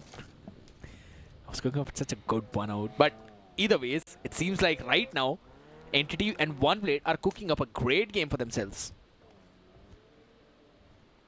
But there's no kitchen here. Does not even matter. They're still doing that out in the wild, in the open, using the old ways. The best cook. Exactly. The zone shifts down south towards Corey. What? Now, there's not a lot of teams wanting to take the advantage of the zone, but Reven Esports, I guess they've still got a glimmer of hope that they can be the one to maybe squeeze themselves in the top 4. They absolutely can. If Godsreen mess up and Reven Esports, they get a lot of points in the final few moments. If the man with the impact in his hands can pop off. True. But that's where we might just be on a big hopium. I think so that's not going to be the case for Revenant.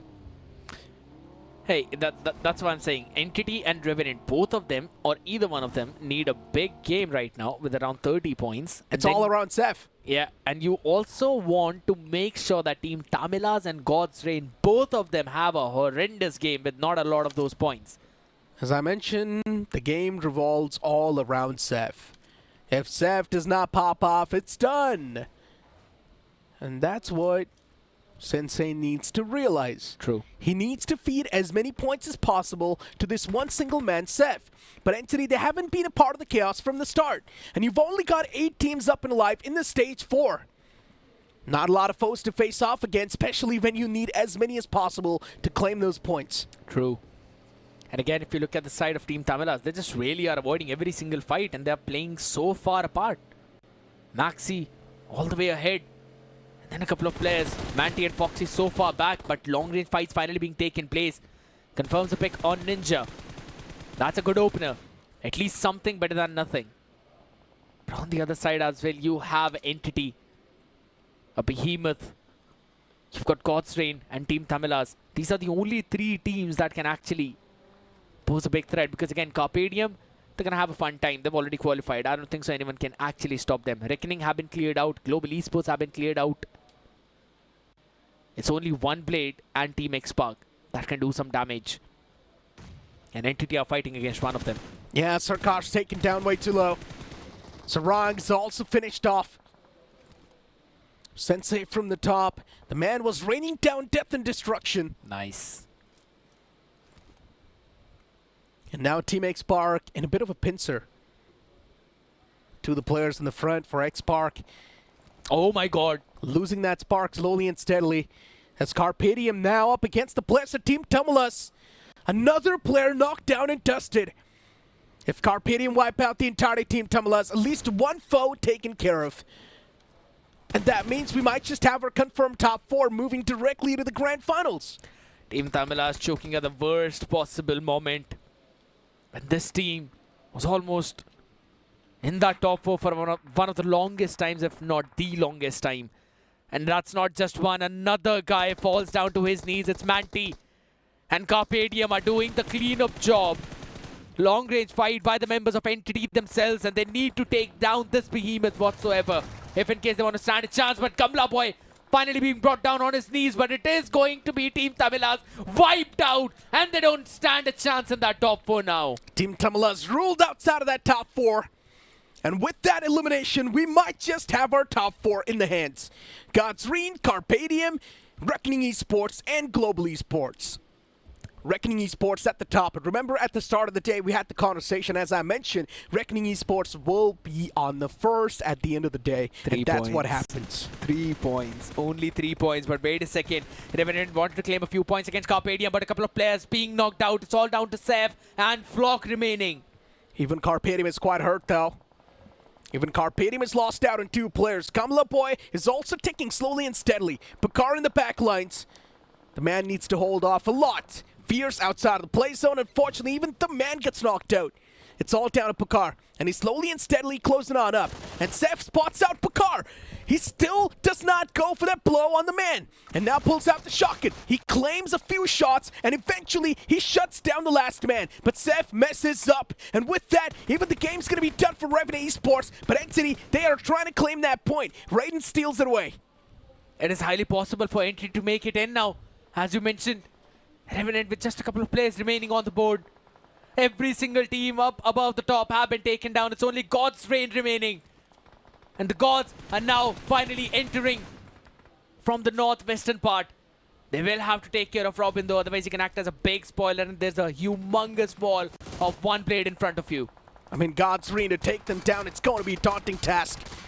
The vehicle in the front, yeah, explodes. It does not explode exactly, but the man just gets taken down, returned, right? The bullets, all it takes is a bit of a pixel visible. And if the bullets squeeze through that pixel, you're done for. And that's what happens with the last remaining player of Team X Park. And now the team in the most advantage is 1 blade. But even then, Kana gets spotted and knocked out. Entity Gaming, they need a banger performance. They need to claim pretty much every single elimination point that is there to be grabbed. And they also need the bounty on top of God's Reign to squeeze themselves in that top 4. They do stand a chance, but it's too much ask for them to move up. As you mentioned, they need all the picks. Yes, true, but the bounty is one of the most crucial parts now. But God's Reign as well, trying to jump into the action. Every single point that this team gets basically means a bigger distance and a bigger lead for Entity that they would need to take. Fury has been taken down by 1 blade. Sarkar out of his mind already claims 1, so the bounty is unclaimable. And with that, I think so are the hopes for top 4 for Entity. As I mentioned, we've got our top 4 already. God's Reign, Reckoning Esports, Global Esports, and Carpadium. And Altu strikes down another man of 1 blade. KSR7 down and out. Impact player not in the game anymore for 1 blade. 1 blade, they've got that warehouse to play with, while Entity, they've spread themselves out. Might as well try to go out with a bang, right? Even if God's Reign end up losing this entire fight, it's a complete fight for them. Robin gets confirmed by Entity's toy. 1 single extra bit of scrap point collected. Mogo Esports down and out from the game as Toy catches another man of God's Reign. Nicely done. Toy will instantly get the confirmation too. Even Alto's taking too much damage upon himself. Anonymous going for that constant shoots, and even he gets caught. Peeks in that pre-fire. Phantom tossing in a Molotov to exterminate that man. But now here comes the push. And eventually 1 blade, they will put that final nail in the coffin. But Sarkar, even he's getting pounced on by the entirety of Entity. 1 blade, they claimed the bounty against God's Reign, but that's really not going to hold any value considering 1 blade are way too far away from the top 4. And slowly and steadily, Entity are losing out on this chicken dinner. It's a big problem right now. Somraj is still there. The Molotov, pretty solid, but Sarkar, oh my god, it's just a pixel off the place. Will finally be burnt, maybe not. Will be getting knocked. Somraj's Molotov does the job, and a good dodge coming in from the man himself to try and survive. It's done. We know the top 4. Somraj is pretty much fighting for the chicken dinner. That's it. Go out with a bang. That's the story for Entity. Pulls out the shotgun up close and personal. Somraj backs away. And a beautiful place nade will claim the final point too. That's it for Entity. A valiant effort being put up in the final game. But Carpadium, they pulled off a big nuke when it mattered the most. They went berserk in the ruins area. Getting those early 16 points confirmed their qualification then and there. And after that, just a few scrubs left, right and center. Entity tried their best, and 1 blade's resurgence is pretty solid. A lot of those teams finally made their move and are looking alive for the playoffs maybe. The top 4 is right in front of us. Carpadium, Global Esports, Reckoning Esports. And now, as we move on towards this interview, on towards the stage, let's see what Entity's got. Som, congratulations. Chicken dinner निकाला है, but जो last के कुछ पल थे उसमें क्या conversation चल रही थी, क्योंकि 9 फिनिशेस निकाले हैं आज इन टोटल, लेकिन क्या टॉप 4 में जगह बनती नजर आ रही है? हाँ, हमें पता था कि लास्ट में से किल तो उठाना है। कार्पेट डीएम का किल फीड आया था लेफ्ट पे, तो हमने सोचा था उनको मारे, पर सैडली उनका फाइट हो गया और उनमें से एक बंदा नॉक फिनिश हो गया। अगर उनका बाउंटी हमें मिल जाता और साथ में ये चिकन भी आ जाता तो हम लोग क्वालिफाई हो जाते हैं, पर अभी मुझे थोड़ी दूरी तो दिख रही है टॉप 4 से। वन ब्लेड के सामने फाइनल फाइट, चिकन की बहुत ज़्यादा ज़रूरत थी जैसा आपने बताया। उस फाइट को अप्रोच कैसे किया? Normally So you can't just answer one-worded answers and say कि normally है, कुछ तो चल रही होगी ना? नहीं, नॉर्मल था। Alright, सबसे इम्पोर्टेंट वो कौन सी 4 टीमें हैं जो पहुंचेगी सीधा फाइनल में? Points table, leader board, everything coming up. Back to the studio.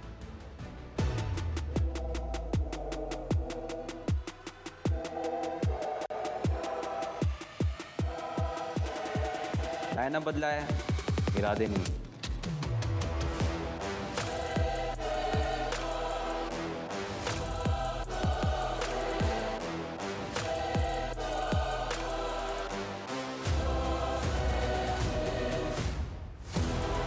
इस बार ट्रॉफी हमारी है, कोई बहाने नहीं। 1 game 1 entity.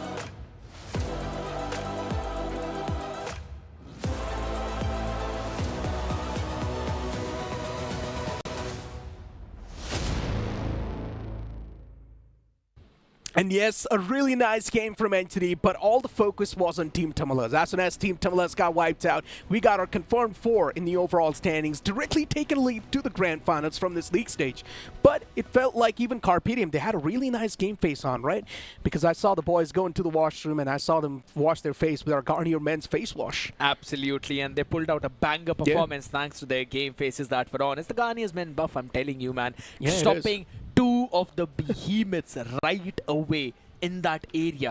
That was mind-blowing coming in. Specifically, one of them was Aiku Soul, who almost everyone fears whenever it comes down to those later stages of the games. And then later on, Vasista Esports, they try to go for that third party, but even Vasista Esports felt, keep this thing in mind, even Vasista Esports was still in that race, but then they messed up. When they tried to go up against Carpedium, they wanted to claim the bounty points. Makes a lot of sense. For Vasista Esports, it's going full guns blazing or do not do anything. Exactly. I mean, they had to pick their poison. It was either God's Reign that they could have tried to target, or it was Carpedium. They went in for Carpedium. Probably a mistake for their side, but honestly, a team that did not make any mistake in the first game itself was definitely the sides of Carnival Gaming, as this team looked unstoppable. Yeah, Team X Park too. It felt like in this move fearlessly moments of the day of Philips One Blade, even Team X Park was doing quite nice. In the first game, they won that drop collision against GDR, put the players of GDR in a really uncomfortable spot. And then later on, we also saw a big stalemate between Revenant Esports and their opponent, where a 1v2 was coming into play. And luckily enough for Revenant Esports, they claimed that chicken dinner. I mean, they should not be that happy because the moment was super tense and they could have thrown it up. I was getting back the flashbacks of that one blade fight against Anonymous all the way up to Prison Mountain, if you remember that. Almost pulling off a 1v3 with the DBS in the hand when Flock was the impact player of the previous week. But either ways, the second one definitely packed a lot of punch as well, right? We saw quite a few teams resurge. Mogo, unfortunately for them, it was again the early eliminations coming in. But for teams like 8-Bit, I mean, they were showing some signs. I mean, Mogo Esports, slowly and steadily, they're starting to lose that form in this entire league stage or in this entire BGMS Season 3. 2024 hasn't been theirs, let's be honest, right? It's a brutal truth, but it is what it is. The fans, they need to realize this, that Mogo Esports' performance is on a dip as the days keep on passing by. True. And this cannot be the case, considering we are seeing the playing floor being changed at the last moment, and that's why Mogo Esports isn't able to come up with the best possible scenario.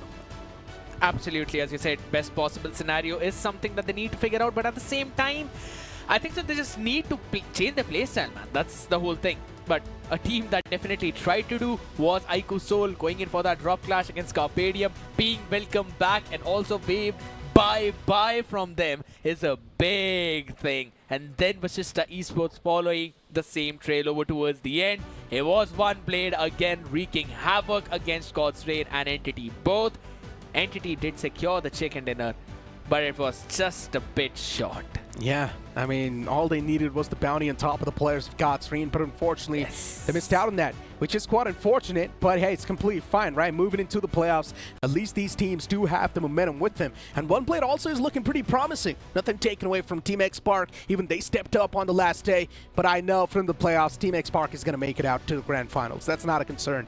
But the MVP of that previous game, it's going to be Fierce from Carpathian with 6 finishes and 55% finish contribution. As we move on towards the Garnier Man Impact players of the day, KSR7 with 4 finishes, you've got Samraj with 2 and Jonathan with 2. Yes, again, for this entire match itself, it was KSR7 having a fun with the entire lineup of One Blade, and we clearly saw the amount of points that they were able to grab early on, right? We were focused on Carpathian a bit too much, but One Blade on the other side of the spectrum was also doing their own things, and as you mentioned, it is good because now they can move into the playoffs with a good momentum. Yeah, I mean, we've got a nice TVS Raider pack in front of us. Considering it is our mobility partner, it's not just all about a look. There's also a Smart Connect version with 99 connected feature, and guess what? It apparently comes with a 5-inch TFT screen. Isn't that super wicked? It absolutely is, and also the man sitting on top of it, that was Robin, because I still remember the day this man stepped in the Mogo lineup itself, sat down on that, and tried to play in with the team. They got their chicken dinner, they got the second position as well, but again, those victories were a bit short-lived. But we have pretty much spoiled the game for the viewers, man. We have pretty much spoiled the overall standings for the viewers because we know what the top 4 looks like. But I just want to see how many points were the ones separating these teams to move into that top 4. Because in the last game, we saw all the 4 teams which possessed the bounty on top of them move there. But as we move on to the overall standings, the top 4 is on the screen. 223 in Team Tamala's hands, and Godsreen with 232. 9 points, 13 points, 14 to be specific. These are the only amount, then 15. Not a lot of those, but Revenant, yes indeed, the dip's going to be a bit more bigger, somewhere around 18 points. That would separate them. Vashishta team forever. Again, we thought maybe these teams could eventually make that comeback, but finally moved down. Aiku Soul, Orangutan, Godlike, Carnival Gaming, not even making it into the top 10 itself shows you a lot of things need to be fixed. But man, what a treat from Carnival Gaming on Miramar. It has been an incredible league stage, I'm not gonna lie. And today was the last day, as we all know. Now what awaits are the playoffs. The teams that went for the longer route will definitely face off against each other in quite a sweaty manner. It will be depths of hell, as I like to call the playoffs. But for now, let's move on and look at the TVS Raider Wicked moments, or TVS Raider Wicked players. And we're gonna have Hunters at the top with 44 finishes. Beast is going to be there with 42. You've got AKOP there with 40. It's not a lot of points separating each other. True, and again, it's AKOP, the only man whose team has not qualified and also is so far back that they could not even make it into that top 4. That's a big thing. Maxi OP out there with 39 as well. But again, Global Esports having 3 of their players clearly show you the potential that this team has. And now I'll be looking forward to how things are going to roll out in the playoffs. Yeah, and Global Esports didn't even try that hard on the last day, right? They were just taking it slow, steady. Yeah, fine. We've pretty much qualified. They know it. They were on the first spot. They also know that being on the first is not like going to give you something special, right? So yeah, Global Esports, they're in the top 4. Reckoning Esports making it there too on the first spot. This is indeed a big statement made before the grand finals. Now the playoffs will be super important too. With that being said, ladies and gentlemen, today's day comes to an end. We'll see you guys on Tuesday in the depths of hell itself.